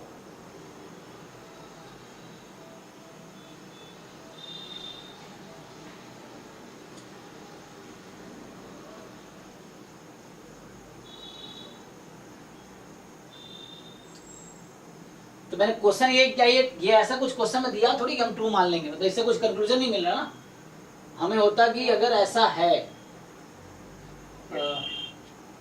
तो वैसा कुछ गिवन नहीं है कि वो मतलब मुझे मैंने यहाँ से स्टार्ट किया, अच्छा मैंने इसको, तो हमें अगर कुछ कॉन्ट्रडिक्शन मिलता है इसके अगेंस्ट, तो अगर एफ मान लो, चलो एफ की प्रोबेबिलिटी 0 है, एफ पे कोई कंडीशन नहीं दी, तुम कहना चाह रहे हो ना, हाँ अगर एफ की प्रोबेबिलिटी मान लो, एफ तुम्हारा एक एम्प्टी सेट है, ऐसा भी हो सकता है यहाँ पे, कोई कहीं लिखा तो है नहीं, तो अगर एम्प्टी सेट हुआ उस केस में प्रोबेबिलिटी ऑफ ई 1 हो जाएगी, है ना, और जो कि कॉन्ट्रडिक्शन आ जाएगा, है ना। तो अगर एफ क्योंकि एफ पे कंडीशन नहीं दिया ना, तो एफ में भी empty set, then E union F probability of E हो जाएगी जो 1 हो जाएगी, विच इज द कॉन्ट्रडिक्शन, इसीलिए ठीक है। तो ये ऑप्शन आउट हो जाएगा, इतना करने की जरूरत नहीं है, अब डायरेक्टली वो क्या आ जाएगा, सो दिस ऑप्शन रॉन्ग, ये भी ऐसे ही रॉन्ग ही रहेगा, तो ये सिर्फ यही, क्योंकि ये सब सिंगल करेक्ट, पहले था एक ही ऑप्शन करेक्ट होते थे, 15 के बाद MSQ आया, पहले MSQ नहीं होता था। तो आपको अगर एग्जाम में अभी भी जो 1 to 20 रहते हैं, 1 to 30 एग्जाम में, वो सिंगल करेक्ट है, तो आपको एक ऑप्शन करेक्ट मिल गया, इट्स फाइन, बाकी को जरूरत नहीं चेक करने के, आप कॉन्फिडेंट हो तो। चलो 9th question, 1 coin is selected at random from 2 coins, the probability of ending head for the one is 1/3, for the other is 1/2। तो पहले कॉइन पे हेड की प्रोबेबिलिटी 1/3, दूसरे पे 1/2। If the coin is tossed and the head shows up, so what is probability of fair coin, तो fair coin का मतलब second coin है ना, फेयर कॉइन का मतलब कि इसमें हाफ हाफ प्रोबेबिलिटी हो, तो इट्स सिंपल है ना, ये किस मेथड से होगा, बेस थ्योरम है ना, 2 कॉइन में एक कॉइन उठा लें, अब कॉइन का रिजल्ट दे दिया तुम्हें कि हेड आया, तो दे दिया, तो पूछ रहा है कौन सा कॉइन था बताओ, तो मतलब प्रोबेबिलिटी क्या है कि ये सेकंड वाला कॉइन था, ये E2 मान लो, E1 मान लो, तो पूछ रहा है क्या प्रोबेबिलिटी है कि ये फेयर कॉइन था, इसकी प्रोबेबिलिटी बताओ। सो फेयर कॉइन की प्रोबेबिलिटी बतानी है तुम्हें, तो हो जाएगा, बेस थ्योरम से हो जाएगा। 10th कह रहा है आपसे कि let P denote the probability that the weather tomorrow will be the same as that of today। अच्छा, और if the weather is dry today, so that Pn the probability that it will be dry n day later satisfy this। एक तो ये recursive equation दे दिया है तुम्हें, तो चूंकि हमें हमारा जो अब एग्जाम है, चाहे गेट का हो या जैम का हो, पहले सब्जेक्टिव क्वेश्चंस आते थे 2015 से पहले, ये तब का ही है, ठीक है ना, तो अब हमारे पास सब्जेक्टिव तो आते नहीं, अब तो ऑब्जेक्टिव आते हैं, तो एनीवे हम प्रूफ तो नहीं करेंगे, इंट्यूटिवली देख सकते हैं। So P denote the probability that the weather है ना, tomorrow will be same as the today, P probability है कि आज जो वेदर है कल भी वही होगी, है ना, सेम वेदर होगी, उसकी प्रोबेबिलिटी P है, तो डिफरेंट वेदर की प्रोबेबिलिटी मतलब 1 - P हो जाएगी, वही ना, ओके।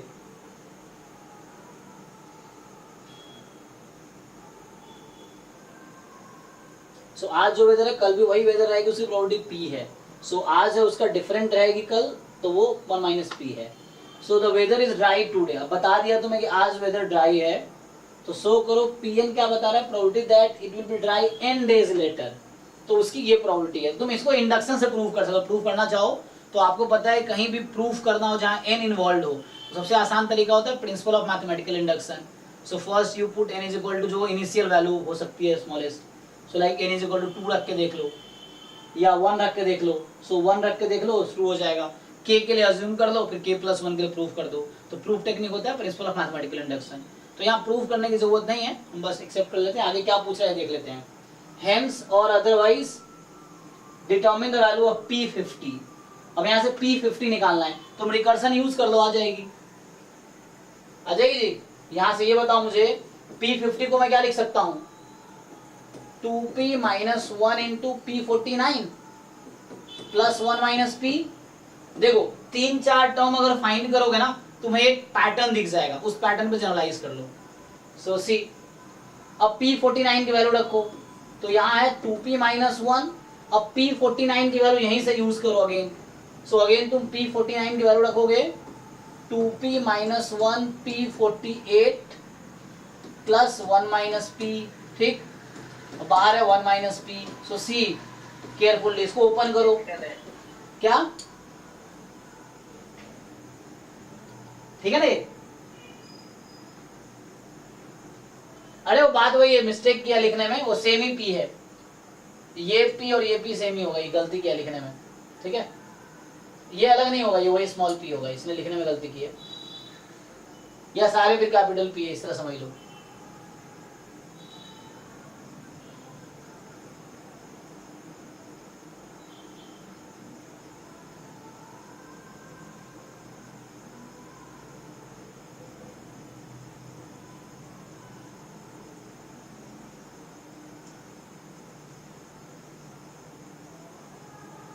ओके तो P1 कहीं ना कहीं बाद में P1 जो होगा ना वो P हो जाएगा, ठीक है ना। P1 का मतलब क्या होता है, तो प्रोबेबिलिटी 1 डेज लेटर सेम रहेगा, तो दे रखा P है, तो इसको P1 तक लाओ।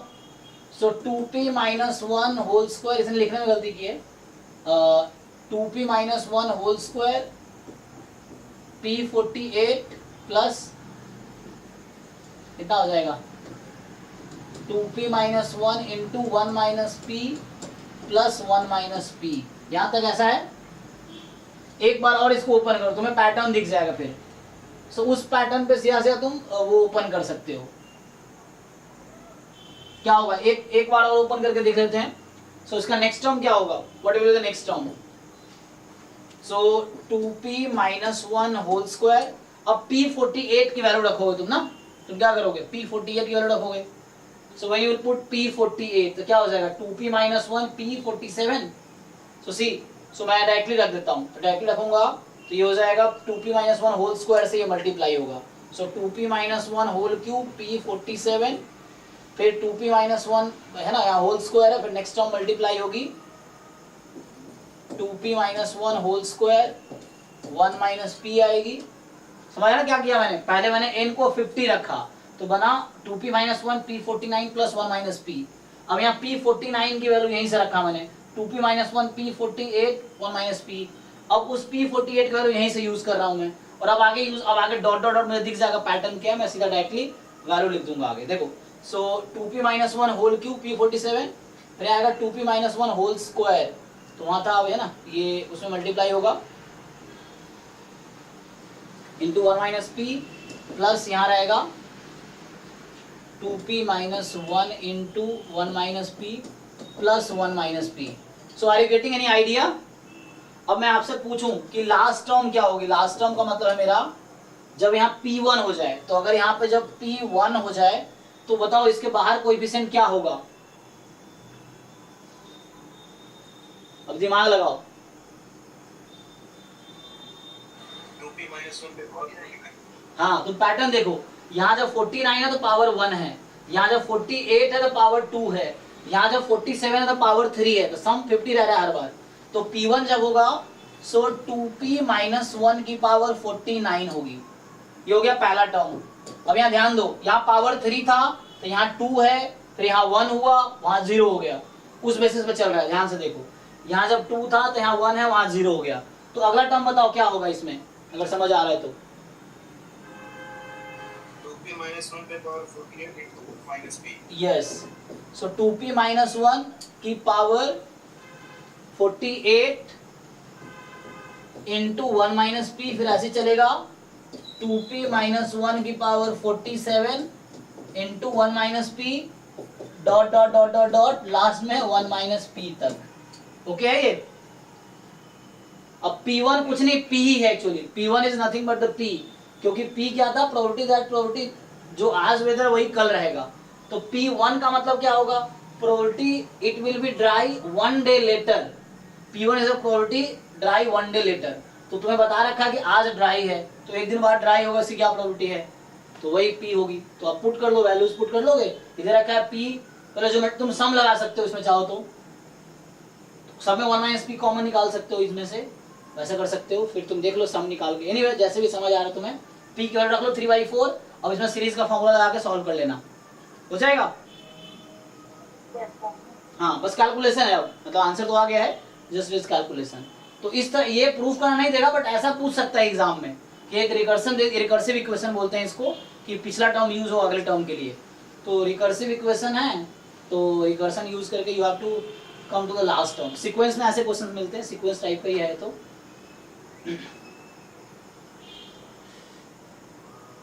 चलिए, तो क्वेश्चन नंबर 11 ये कह रहा है कि for detecting a disease a test gives correct diagnosis with probability 0.99.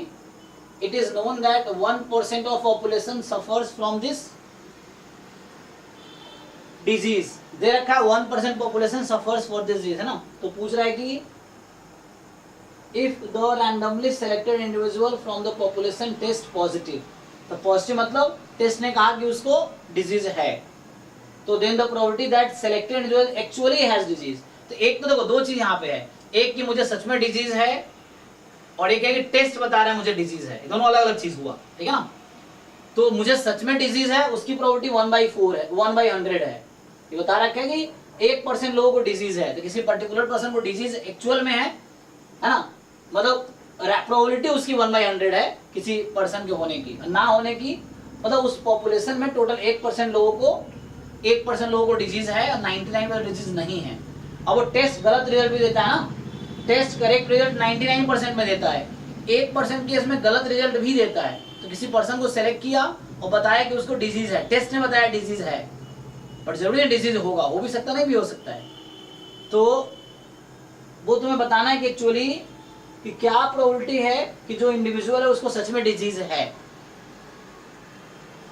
तो कैसे होगा ये? बेस थ्योरम से सिंपल तो है ना। तो तुम E1 E2 अज्यूम करो, यहाँ फिर से है कि तुम्हारे पास पॉपुलेशन, अब यहाँ दो पार्टीशन है, या तो डिजीज है या नहीं है, तो ये E1 E2 हो गया। अब एक इंडिविजुअल सेलेक्ट किया रैंडम उन किसी एक में से, अब उसको डिजीज है, टेस्ट ने बताया डिजीज है, तो ये गिवन है कि डिजीज है। Test gives result that person is positive, a person has disease. So उसके बाद आपको फाइंड करना है, तो बेस थ्योरम लगाओ इसमें। इस तरह के क्वेश्चन फिर से कह रहा हूँ, क्लास 11-12 में बड़े पड़े इस तरह के क्वेश्चंस एनसीईआरटी में। एग्जाम्पल है सॉल्व क्लास 12 में। ये तो हमने देखो E1 E2 En be the n urns such that UK contains K white and K square black balls. K can be take value 1 to n. Consider that the random experiment of selecting an urn and drawing a ball out of its at random. Okay. So if the probability of selecting urn UK is proportional to K plus 1. अच्छा, तो probability of selecting urn UK is proportional to K plus 1, तुम्हें पता होगा ये। So ये बोलना चाह रहा है probability of UK जो है this is proportional to K plus 1, मतलब K plus 1 time something. Equality करोगे मान लो लैम्डा टाइम K plus 1, अब लैम्डा निकालना पड़ेगा तुम्हें। तो लैम्डा कैसे निकलेगा? टोटल प्रोबेबिलिटी 1 होती है, उससे निकल आएगा। So then find the probability. हाँ अच्छा, ट्राई किया, आंसर गलत आ रहा है। अच्छा चलो ट्राई करके देखते हैं। सो पहले तो बताओ यहाँ से लैम्डा की वैल्यू कितनी आएगी?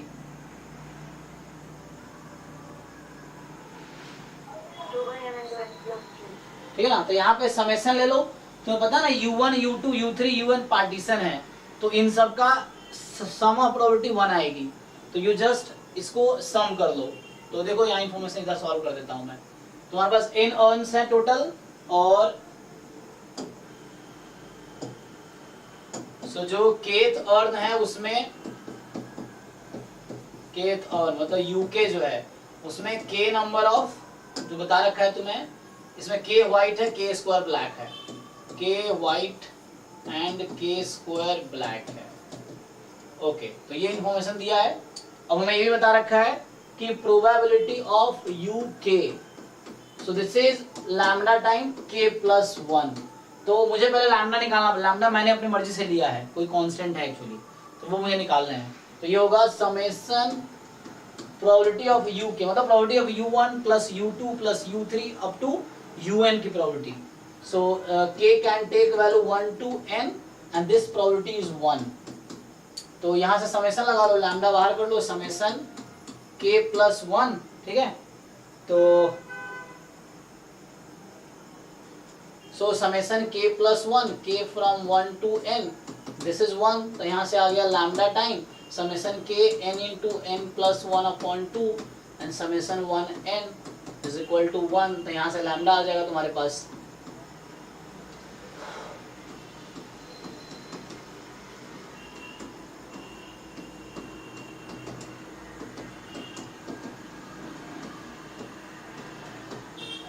इस तरह से आ गया 2 upon n square plus 3n।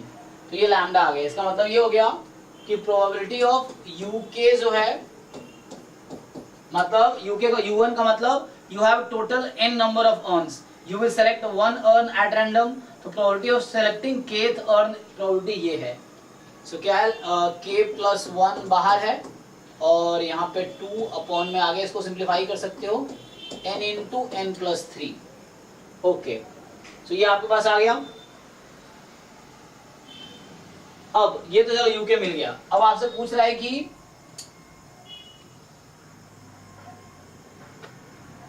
सो यूके की प्रोबेबिलिटी निकाल ली हमने। पूछा इन्होंने क्या प्रोबेबिलिटी है कि बॉल ब्लैक होगा। अब देखो एंड रिजल्ट पूछ रहा है, तुम्हें एन अर्न्स तुम्हारे पास है, एक अर्न सेलेक्ट किया, अब उससे जो बॉल निकला उसकी प्रोबेबिलिटी पूछ रहा है ब्लैक है, तो ये एंड प्रोबेबिलिटी पूछ रहा है। तो ये टोटल प्रोबेबिलिटी यूज हो, कुछ गिवन नहीं है यहाँ पे अभी तक। तो आपसे पूछ रहा है कि ब्लैक की प्रोबेबिलिटी बताओ। तो देखो, सो ये क्या लगाओगे इसमें, टोटल प्रोबेबिलिटी। तो चलो ब्लैक को मैं तत्काल बी इवेंट से डिनोट कर देता हूँ। तो प्रोबेबिलिटी ऑफ बी है ना, सो बी फॉर ब्लैक यहाँ पे।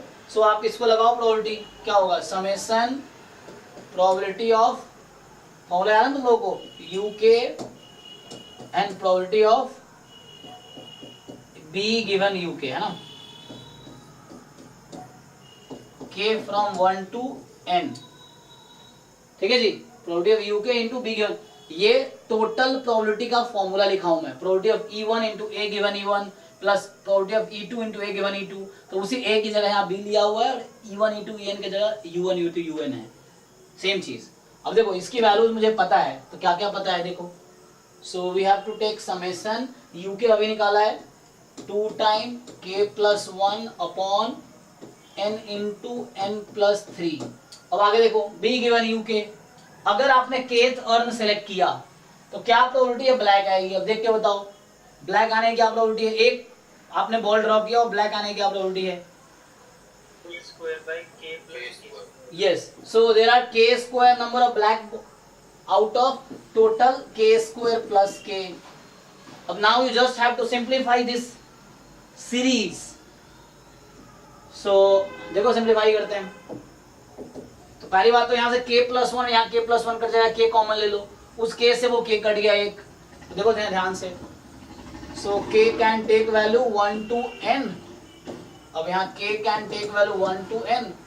तुम्हारे पास क्या बच रहा है यहाँ पे, इस k प्लस 1 से इसको काटो तो k बचेगा, इस k से इस k को काटो तो ऊपर सिर्फ एक k बचा, तो बचा सिर्फ k, बाकी सबको बाहर कर लो। समेशन k पे चल रहा है ना, तो समेशन k पे चल रहा है, तो बिना k वाले को बाहर कर लो। तो बिना k वाला क्या क्या है, n इंटू n प्लस 3।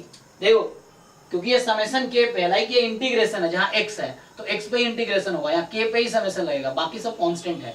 तो n और 2 बाहर कर लिया मैंने। अब ये फॉर्मूला आप सबको पता ही है। So 2 upon n into n plus 3 और समेशन k यू नो, इसका मतलब 1 plus 2 plus 3 up to n। इसका मतलब यही हुआ कि 1 plus 2 plus 3 up to n। Open करो इसको। So you know sum of first n natural numbers, so n into n plus 1 upon 2। तो यहाँ से 2 कट गया और यहाँ से n कट गया, तो आंसर क्या आया, n plus 1 upon n plus 3। Is it fine और नॉट। देखो सो ये आपका ब्लैक बॉल निकलने की प्रोबेबिलिटी आ गई, गेटिंग अ ब्लैक बॉल। अब नेक्स्ट पार्ट जो होगा, ये टोटल प्रोबेबिलिटी था, नेक्स्ट पार्ट बेस थ्योरम होगा। So next part is find the probability that earn UN was selected given that ball runner white. अच्छा, यहाँ तुमसे ब्लैक का पूछ लिया, अब वहां गिवन व्हाइट बोल दिया, तो पहले व्हाइट का अलग से निकालना पड़ेगा, अभी मैंने ब्लैक का निकाला है। Similarly you find the probability of white, ठीक है, व्हाइट गिवन है, फिर लगाओ बेस थ्योरम उस पे, ठीक है। तो यहाँ पूछ रहा है probability of UN given W, W stands for white, तो सिंपली बेस थ्योरम का फॉर्मूला लग जाएगा। सो डिनोमिनेटर में प्रोबेबिलिटी ऑफ W आएगा, सो प्रोबेबिलिटी ऑफ व्हाइट वैसे ही आएगा जैसे प्रोबेबिलिटी ऑफ ब्लैक निकाला हमने, सिमिलर वे में आ जाएगा। ट्राई करके देखो। सर 1 माइनस ब्लैक का करते I think it will work. हाँ, या तो व्हाइट होगा या ब्लैक होगा, है ना। हाँ 1 माइनस आ जाएगा, यस, उससे भी हो जाएगा। हाँ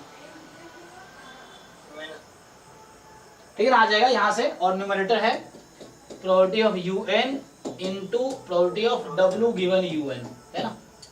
सो अगर आपने क्या प्रोबेबिलिटी है कि nth अर्न चूज करोगे, फॉर्मूला पता है मुझे, और if you selecting nth earn what is the chance of getting white, कितने व्हाइट थे k, तो यहाँ n है, वो k अर्न का था ना, n upon n plus n square आ जाएगा इसका, ठीक है ना। So this is the data for kth urn. So in the nth urn UN you have n number of white, n square number of blacks actually। चलिए तो solve करके देखना, नहीं मुझे ऐसा लग रहा है आज तो पूरा कंप्लीट होगा नहीं ये, तो अगली क्लास में भी डाउट क्लास इसी का करेंगे, या और भी जो डाउट्स हैं आपके जो व्हाट्सएप पे आप भेज सकते हो, जो बुक के या बाहर के PYQ के हैं, तो वो भी डिस्कस करेंगे। तो अगली क्लास भी जो होगी, मतलब मेरी तो परसों होगी ना आपके साथ, तो उस आज जितना होता है करते हैं, एक क्लास और डाउट क्लास करेंगे इसका भी। और जो लोग नहीं ट्राई किए अभी तक, ये पूरा कंप्लीट करो, एक एक क्वेश्चन ट्राई करो, और अगर रिपीटेडली कर सकते हो, असाइनमेंट 2-3 बार करोगे तो मैं कोई भी, मेन क्या होता है गलतियां, जो लोग रिपीटर होंगे उनको भी दिख रहा होगा, इनमें से कुछ क्वेश्चन जरूर होंगे जो नहीं आ रहा होगा आपको, इसका मतलब पिछले बार तैयारी में कुछ कमी रह गई थी, क्योंकि PYQ हुई है, सारे आने चाहिए थे। तो वो जितनी तुम अपनी गलतियों को मिनिमाइज करो, तुम 1% भी मत छोड़ो कोई गलती, एक एक चीज क्लियर करो। तो रिवीजन में यही होता है, रिवीजन तुम्हें लगेगा तुम्हें सब आता ही है, लेकिन वो 90% आते होंगे, 10% होंगे जो तुम्हें नहीं आते होंगे, वो तुम सीखोगे रिवीजन के बाद। ये है नेक्स्ट क्वेश्चन। सो सॉल्व करके देखो, आंसर मैच करो, और नहीं हो रहा फिर पूछो। Question 13, EF-B2 event, E probability more than 0 है, F गिवन E दे रखा है, E intersection F complement. Okay, तो यहाँ पे E माइनस F है, मतलब probability of E minus probability of E intersection F, E का पता है ना, यहाँ पे दोनों को सिंप्लीफाई करके देख लेना, तो उससे P ही आ जाएगा, हो जाएगा ना ये दोनों इक्वेशन, दो वो है, उन दोनों को यूज करके ये आ जाएगा। 2 coins with probability of head U and V। अच्छा, तो एक कॉइन पे हेड की प्रोबेबिलिटी U है, दूसरे कॉइन पे हेड की प्रोबेबिलिटी V है, respectively are tossed independently, so if probability both coins show up tails and both coins show up heads, equal दे रखा है प्रोबेबिलिटी दोनों का, तो सिंपल है ना, both coins show up tails, tails का मतलब हो गया 1 minus U into 1 minus V, यही ना, और both coins shows up head, तो U into V, तो बता रखा है कि 1 minus U into 1 minus V is equal to U into V, तो आ जाएगा वहां से, ठीक है। हो गया ये, हुआ कि नहीं? चलिए नेक्स्ट कह रहा है कि a fair die is rolled 3 times, एक डाई को आपने 3 टाइम रोल किए, the conditional probability that 6 appearing exactly once, तो ये इवेंट E ले लो इसको, given that it appeared at least once, तो गिवन है तो F ले लो, तो E given F conditional probability कर दोगे।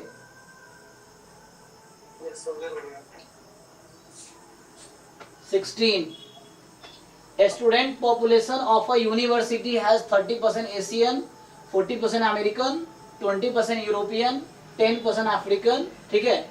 It is known that 40% of all Asian students, 50% of all Americans, 60% of all European students, 20% of all African students are girls। तो पहले तो बताया कितने परसेंट पॉपुलेशन है, फिर गर्ल्स होने की क्या प्रोबेबिलिटी बताया, find the probability that a girl is chosen at random. अच्छा, a girl chosen at random from university is a Asian, तो देखो E1 E2 E3 E4 होगा, E1 होगा Asian, E2 American, E3 European, E4 African, 4 event हो गए, that is a partition. अब यहाँ पे गिवन है कि तुम्हें जो स्टूडेंट सेलेक्ट किया उसने ना वो गर्ल थी एक्चुअली, तो they are given.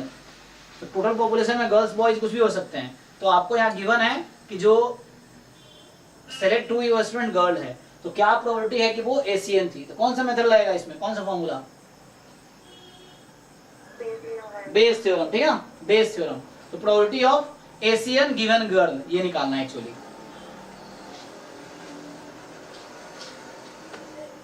A1 A2 A3 भी pair wise independent, each AI की प्रोबेबिलिटी पता है, और A3 and A1 union A2 ये दोनों इंडिपेंडेंट है, मतलब इन दोनों के इंटरसेक्शन की प्रोबेबिलिटी इक्वल है इन दोनों के प्रोबेबिलिटी के प्रोडक्ट के। तो find the value of intersection, I think आ जाएगा फॉर्मूला से, कर लोगे? अच्छा चलो करके देखते हैं फिर। तो ये बोल रहा है आपसे कि चलो इसको यहाँ सॉल्व करते हैं। तो हमारे पास क्या क्या गिवन है, पहले तो पेयर वाइज इंडिपेंडेंट है, ओके, और ईच AI की प्रोबेबिलिटी पता है, ओके। और तो आप ये बताओ मुझे, so find the probability of A1 intersection A2 intersection A3, 3 ही इवेंट है यहाँ पे हमारे पास, okay. So probability of A1 union A2 union A3 is equal to 1, इससे आ जाएगा।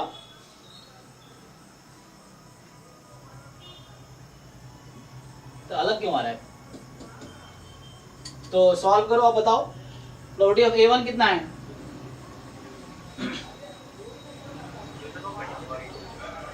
अच्छा इसको देख लेते क्या बोलना चाह रहा है, ये कह रहा है इंडिपेंडेंस से क्या मतलब हुआ, इसका मतलब हुआ कि probability of A3 intersection A1 union A2 is equal to probability of A3 into probability of A1 union A2, सही से?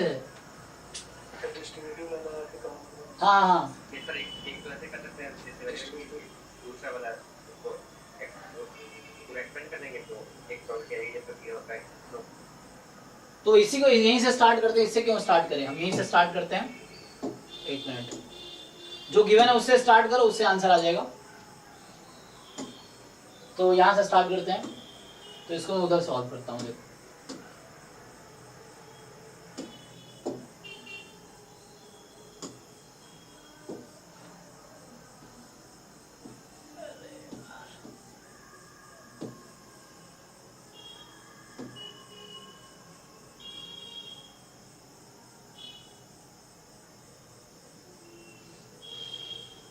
सो यहाँ से स्टार्ट हो, तो हमें पहले दे रखा है कि पेयर वाइज इंडिपेंडेंट यूज कर लेंगे उसको। चलो यहाँ पे देखो, probability of A3 intersection A1 union A2, this probability is equal to A3 intersection A1 union A3 intersection A2।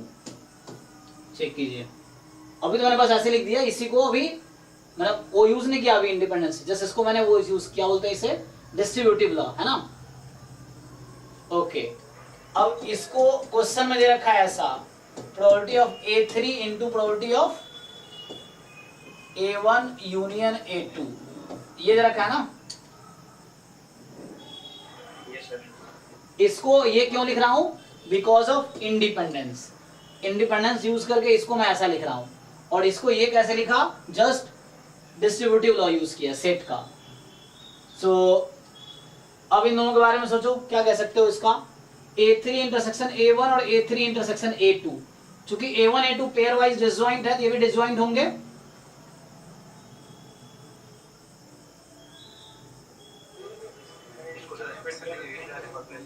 तो ये क्या आ जाएगा, एक मिनट देख लो, A3 intersection A1 plus A3 intersection A2 minus क्या इसका इंटरसेक्शन लोगे, ये सर तीनों का इंटरसेक्शन आ जाएगा, A1 इंटरसेक्शन A2 इंटरसेक्शन। सो एक मिनट, तो यहाँ से मैं कह रहा था कि हमारे पास यूनियन है ना इसका, ओके।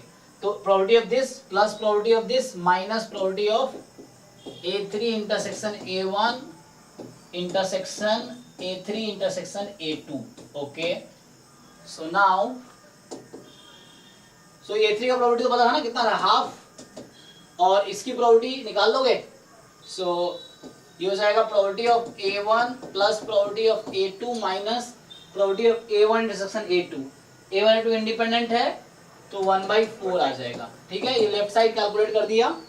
अब यहाँ पे A3 इंटरसेक्शन A1 निकालने हैं, तो A1 A3 भी इंडिपेंडेंट है, तो 1/2 इंटू 1/2 प्लस 1/2 इंटू 1/2 ये आएगा ना, और माइनस प्रोबेबिलिटी, ये तीनों का इंटरसेक्शन ले लो अब, है ना।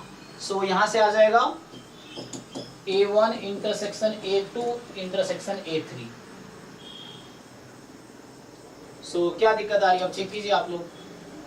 सो ये आ गया 1/1 माइनस 3/4, तो 1/2 इंटू 3/4 इज इक्वल टू 1/4। 1/4 कितना, 1/2 माइनस प्रोबेबिलिटी ऑफ,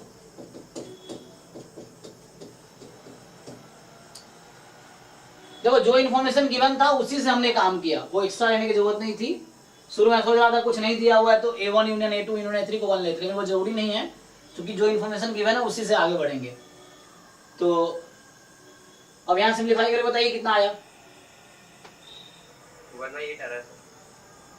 तो ये कितना है, ये 4/8 है, और में से माइनस किया 3/8, तो 1/8। तो वहाँ आंसर गलत दे रखा है क्या? बाकी लोगों का आंसर आया कि नहीं, देखो बताओ कितना है आप लोग का आंसर। 1/8। मतलब 1/8 ही सबका आया ना, ये मतलब है। तो कह रहा है पीछे आंसर 3/8 को गलती से लिख रहा होगा 3/8, मुझे लग रहा है। ठीक है, ओके। तो जो इन्फॉर्मेशन दिया था हमने, इसी इन्फॉर्मेशन के साथ हम आगे बढ़े एक्चुअली। ठीक है, तो एक बार इंडिपेंडेंस यूज किया, एक बार डिस्ट्रीब्यूटिव यूज किया।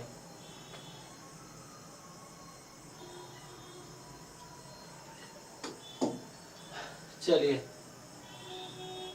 चलो अच्छा लग रहा, बहुत सारे लोग ट्राई करके आए हैं, तो ये अच्छा ना, थोड़ा आइडिया है कि इसका आंसर है, इसका गलत है, वरना पता ही नहीं चलता।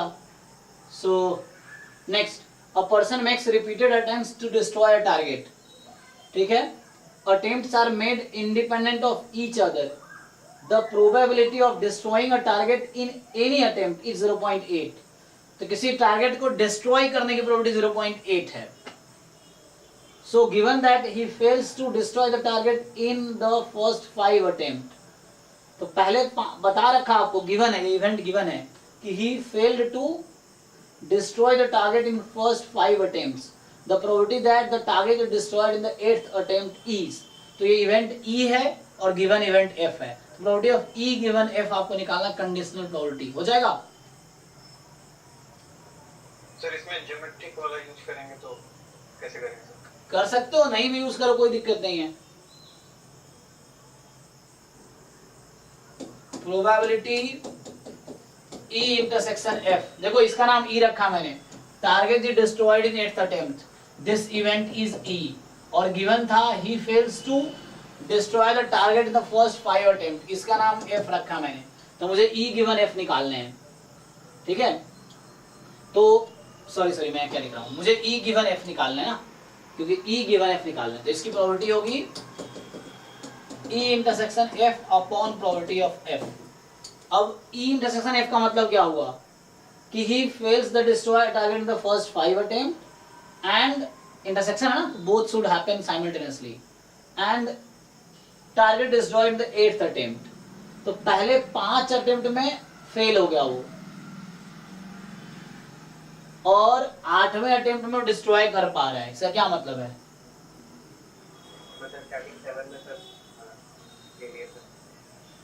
So the probability that target is destroyed in the 8th attempt, तो इसका इंटरसेक्शन है क्या मतलब वही हो गया कि पहले 7 अटेम्प्ट, 8वें अटेम्प्ट में सक्सेसफुल हुआ हो, तो पहला 7 अटेम्प्ट इसका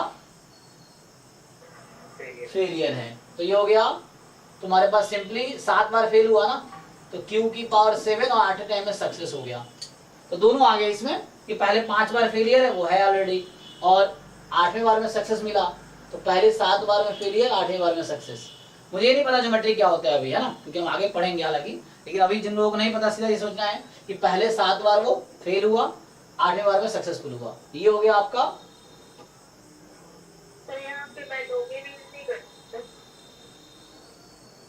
बाइनोमियल यूज करना आपको, बाइनोमियल यूज कब करते हैं, क्वेश्चन ये है, बाइनोमियल यूज करते हैं जब आपके पास n ट्रायल्स है, उसमें r नंबर ऑफ सक्सेस आया, वो सक्सेस कहीं भी आ सकता है। तो यहाँ पे जो 8वें टाइम में सक्सेस मिला है, क्या वो 5वें टाइम में सक्सेस हो सकता है क्या? यहाँ सक्सेस फिक्स कर रखा है। जब सक्सेस लास्ट अटेम्प्ट पे फिक्स कर रखा हो तो ये ज्योमेट्रिक डिस्ट्रीब्यूशन होता है, जो कि हम आगे पढ़ेंगे। तो है ना, इसमें होता है कि number of trial required to get the first success, तो वो ज्योमेट्रिक होता है। इसीलिए जनरलाइज केस है नेगेटिव बाइनोमियल कि the probability of number of trial required to get the rth success. हाँ, तो वो यहाँ पे तो ये बाइनोमियल इसलिए नहीं रहेगा क्योंकि ऐसा नहीं बोला कि 8 ट्रायल में से एक बार कहीं भी सक्सेस आ गया, ऐसा नहीं बोला। इसने बोला कि 8वें ट्रायल पे ही सक्सेस है, मतलब पहले फिक्स कर रखा है। उसमें क्या होता है, सक्सेस रैंडम होता है, नंबर ऑफ सक्सेस है ना, कहीं भी सक्सेस आ सकता है इन ट्रायल्स में से। यहाँ ऐसा नहीं है, यहाँ सक्सेस फिक्स कर रखा है इसने कि 8वें ट्रायल पे ही आएगा। फेलियर भी फिक्स कर रखा है, तो ये ज्योमेट्रिक होता है, जो कि हम बाद में पढ़ेंगे, अभी यूज नहीं कर रहे। डायरेक्टली पहले ट्रायल पे फेलियर Q, दूसरे पे फेलियर Q 7 बार, फिर P। अब F की प्रोबेबिलिटी निकाली। F इसको जैसे लास्ट में फिक्स कर दे तो P आ जाएगा, और स्टार्टिंग के 7 में 7 से 0 into P की बार 0 P की बार तो वही आएगा। नहीं, हाँ स्टार्टिंग के ट्रायल में वो ओके है। पहले 7 ट्रायल में आप लगा सकते हैं, 8वां फिक्स है, पहले 7 ट्रायल में बात बराबर है। हाँ, वो कर सकते हैं, क्योंकि वो कहीं ना कहीं नेगेटिव बाइनोमियल में आप देखेंगे बाद में लास्ट छोड़ दो तो बाइनोमियल यूज होता है। ये सर वो से यस। तो और यहाँ पे F आपके पास है। सो F क्या लिया था मैंने कि he fails to destroy the target in the 5 attempts। अब देखो, अब आपके पास F की प्रोबेबिलिटी निकालनी है। उसने ये कहा कि the person makes repeated attempt to destroy a target, attempts are made independent of each other, the probability of destroying the target in any attempt is 0.8। तो मतलब ये तो डिस्ट्रॉय करने का 0.8 है, डिस्ट्रॉय नहीं करने का 0.2 है। तो अब पूछ रहा है कि probability that the target is destroyed in the 8th attempt is. अच्छा, वो तो हो गया, हमने इंटरसेक्शन का निकाल लिया। मुझे F की प्रोबेबिलिटी निकालनी है, तो F नाम दिया है मैंने इसका कि पहले 5 अटेम्प्ट में डिस्ट्रॉय नहीं कर पाया। बताओ क्या प्रोबेबिलिटी है? Q power 5। Yes, just Q की पावर 5, और कोई रिक्वायरमेंट नहीं है एक्चुअली, क्योंकि हमें आगे बात नहीं करनी है, मुझे बस पहले 5 ट्रायल की बात करनी है। So we just have to talk about first 5 trial only, क्योंकि F में 5 ट्रायल की ही बात हो रही है। He fails to destroy the target in the first 5 attempts, so we don't have to talk about the other attempts actually. We have to talk about only first 5 attempts in case of event F। So कितना आ गया? तो यहाँ से आ गया आपके पास Q² into P। हालांकि हाँ ओके, सो आप पुट कर लीजिए वैल्यू, है ना। हालांकि एक मेमोरीलेस प्रॉपर्टी होती है ना, वो ज्योमेट्रिक और एक्सपोनेंशियल में लगता है, तो वो भी यूज कर सकते हैं आप।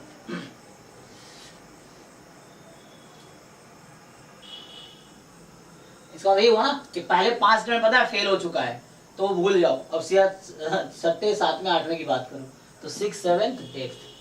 तो अगर मेमोरीलेस प्रॉपर्टी यूज करो डायरेक्टली ये आ जाएगा। वो आगे पढ़ेंगे फिर से हम मेमोरीलेस प्रॉपर्टी क्या है। तो मेमोरीलेस प्रॉपर्टी 2 ही डिस्ट्रीब्यूशन पे काम करता है, एक्सपोनेंशियल पे और ज्योमेट्रिक पे। Geometric in case of discrete and exponential in case of continuous. चलिए,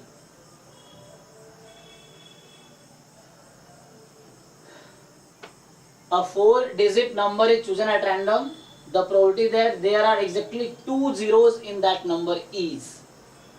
हो गया, ये सॉल्व करूं?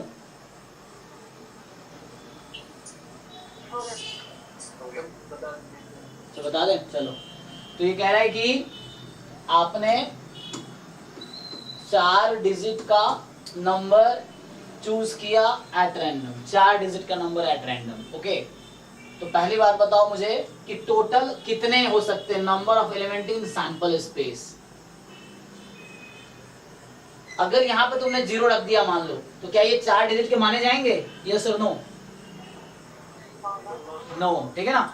पहला डिजिट अगर 0 हो गया तो वो आउट हो जाएगा, नहीं काउंट किया जाएगा। तो इसीलिए यहाँ पे कितने पॉसिबल आउटकम है, इस प्लेस पे कितने पॉसिबल आउटकम है? सो 9 पॉसिबल है। यहाँ पे कितने पॉसिबल आउटकम्स हैं? 10, क्योंकि इसने कहा ना कुछ ऐसा, रिपीटेशन की बात तो की नहीं इन्होंने, तो हम रिपीट करेंगे, ऐसा कुछ किया नहीं इसने। So by multiplication rule of counting, total 4 digit number you can make is 9000, ठीक है। सो 4 डिजिट के टोटल नंबर ऑफ जो आप बना पाओगे with repetition is 9000 only, okay. अब आपको देखना है, तो ये हो गया टोटल पॉसिबिलिटी। अब आपको फेवरेबल आउटकम काउंट करने हैं। So there are exactly 2 zeros, तो ये तो हो गया सैंपल स्पेस हो गया। अब देयर आर एग्जैक्टली 2 zeros, तो ये मेरा फेवरेबल आउटकम इसका काउंट करना है मुझे। तो इवेंट ई है, तो ई इवेंट हमारे पास की सिर्फ 2 बार 0 होने चाहिए, ठीक है जी, ओके। तो एग्जैक्टली 2 zeros होने चाहिए, तो कहीं तो उसमें वही बना सकते हो तुम, केसेस बनाए कर सकते हो, है ना। मान लो ऐसा किया, चलो मैं यहाँ 2 0 फिक्स कर दिया। सो कितने पॉसिबिलिटी मेरे पास है अब, इस तरह के कितने केसेस होंगे? 8000, तो यहाँ पे कितने पॉसिबिलिटी है मेरे पास? 9। और यहाँ पे कितनी पॉसिबिलिटी है? नहीं, हमने कहा एग्जैक्टली 2 0 चाहिए मुझे, तो 2 फिक्स कर दिया मैंने। तो 0 यहाँ भी नहीं आ सकता, यहाँ भी नहीं आ सकता। सो 9 इंटू 9, ये तो फिक्स हो चुका है। तो 81 आउटकम्स होंगे जो इस टाइप के होंगे। अगर तुम नंबर बनाओगे जिसके लास्ट 2 डिजिट 0 फिक्स कर दिया मैंने, तो वैसे 81 नंबर्स आएंगे, क्योंकि ये तो फिक्स हो चुका है, यहाँ पे कोई रैंडमनेस नहीं है। रैंडमनेस इन 2 प्लेस पे है ना। सो इस प्लेस में हमारे पास 9 और आउटकम्स पॉसिबल है, इस पे 9 आउटकम पॉसिबल, 0 को छोड़ के, यहाँ भी 0 को छोड़ के। तो यू हैव टोटल 9 9 81 पॉसिबिलिटीज एक केस में। और दूसरा केस क्या हो सकता है कि आपके जीरोज यहाँ और यहाँ पे हैं, तो अब कितने आउटकम्स आएंगे? 90 क्यों आएंगे? तुम्हें एग्जैक्टली 2 ही 0 चाहिए। हाँ 81 ही आएंगे। यहाँ भी 9 पॉसिबिलिटी, यहाँ भी 9। आप 0 यहाँ भी पुट नहीं कर सकते ना। अगर आपने 0 इंक्लूड कर दिया उस प्लेस पे तो 3 zeros आ जाएंगे। हमें तो 2 ही 0 चाहिए ना। Yes. तो 81 यहाँ भी 9 इंटू 9, तो यहाँ भी 81 पॉसिबिलिटी है ना। यहाँ पे फिक्स हो गया पॉसिबिलिटी, एक ही पॉसिबिलिटी है। तो लिख सकते हो आप 9 इंटू 1 इंटू 1 इंटू 9, स्किप किया। और केस क्या है?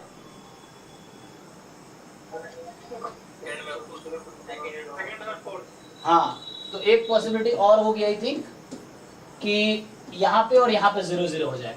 तो इस तरह के केसेस भी कितने होंगे? यहाँ भी 81, मतलब 9 पॉसिबिलिटी, यहाँ पे 9 पॉसिबिलिटी, टोटल 81 आउटकम इस टाइप के। तो लास्ट 2 पोजीशन पे 0, 81 आउटकम्स होंगे।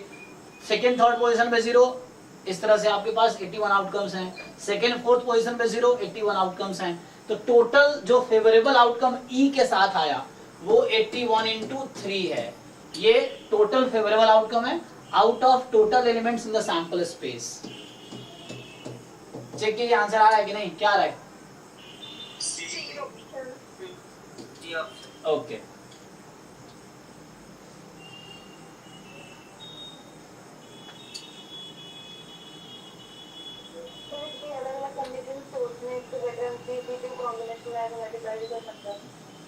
अच्छा,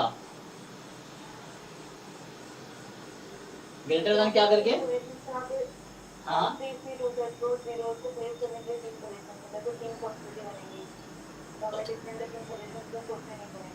ओके, वैसे भी कर सकते हो। हाँ बात वही है, 2 फिक्स कर दिया, 3C0 इंटू, हाँ यस। तो वही कह रहा हूँ, अपना अपना जो आपके सोचने के तरीका है वो डेवलप कैसे होगा, क्वेश्चन ये है। जब आप डिफरेंट क्वेश्चन, मैं जो कर रहा हूँ वो देख रहे हो आप, कुछ बुक्स में देखोगे आप, फिर आप अनसॉल्व्ड क्वेश्चन खुद से करोगे, और वो क्वेश्चन अगर आप कर पा रहे हो मतलब आपका एक अपना मेथड डेवलप हुआ है। वरना होता कि अक्सर आप फेस करते होंगे, कुछ नया क्वेश्चन देखते हो और आपके दिमाग में कोई आइडिया ही नहीं आता कि होगा कैसे, आपको लगता है आपसे नहीं होगा, फिर आप छोड़ देते हो। लेकिन जब लगता है नहीं होगा, फिर भी आप 2-4 मिनट टाइम दो उसको सोचने में। घर पे एग्जाम में नहीं है तो छोड़ो उसको, लेकिन घर पे बैठ के उसको सोचो, डिफरेंट वे अप्रोच करो। जब आप 8-10 तरीके ट्राई करोगे, कोई एक काम कर जाएगा, तो आपको ये समझ आ जाएगा अच्छा इस क्वेश्चन में ऐसे करना था। उस तरह से कॉन्सेप्ट बिल्ड होंगे आपके। अचानक नहीं होगी, पूरे साल हमने पढ़ा दिया आपको या पूरे साल आपने बुक्स देख लिया सॉल्यूशन, तो उससे आपका दिमाग डेवलप नहीं हुआ। एक्चुअली डेवलप तब होगा आपके एग्जाम में क्वेश्चन देख के आइडिया कब आएगा, जब घर पे आप उस तरह से माहौल बना के आप सॉल्व कर रहे हो। घर पे कोई अनसॉल्व क्वेश्चन देख के आपको आइडिया आ रहा है, तभी एग्जाम में भी आइडिया आएगा। तो उस तरह क्वेश्चन घर पे सॉल्व करना जरूरी है। इसलिए कहता हूँ ट्राई करके आओ। जो लोग ट्राई करके आए होंगे बहुत कुछ सीखने को मिल रहा होगा। जो नहीं करके आए उनको कोई ऐसा नहीं, बस सोल्यूशन उनको देख रहे हैं अच्छा ऐसे ऐसे हो रहा है, लेकिन बहुत कुछ सीखने को नहीं मिलेगा।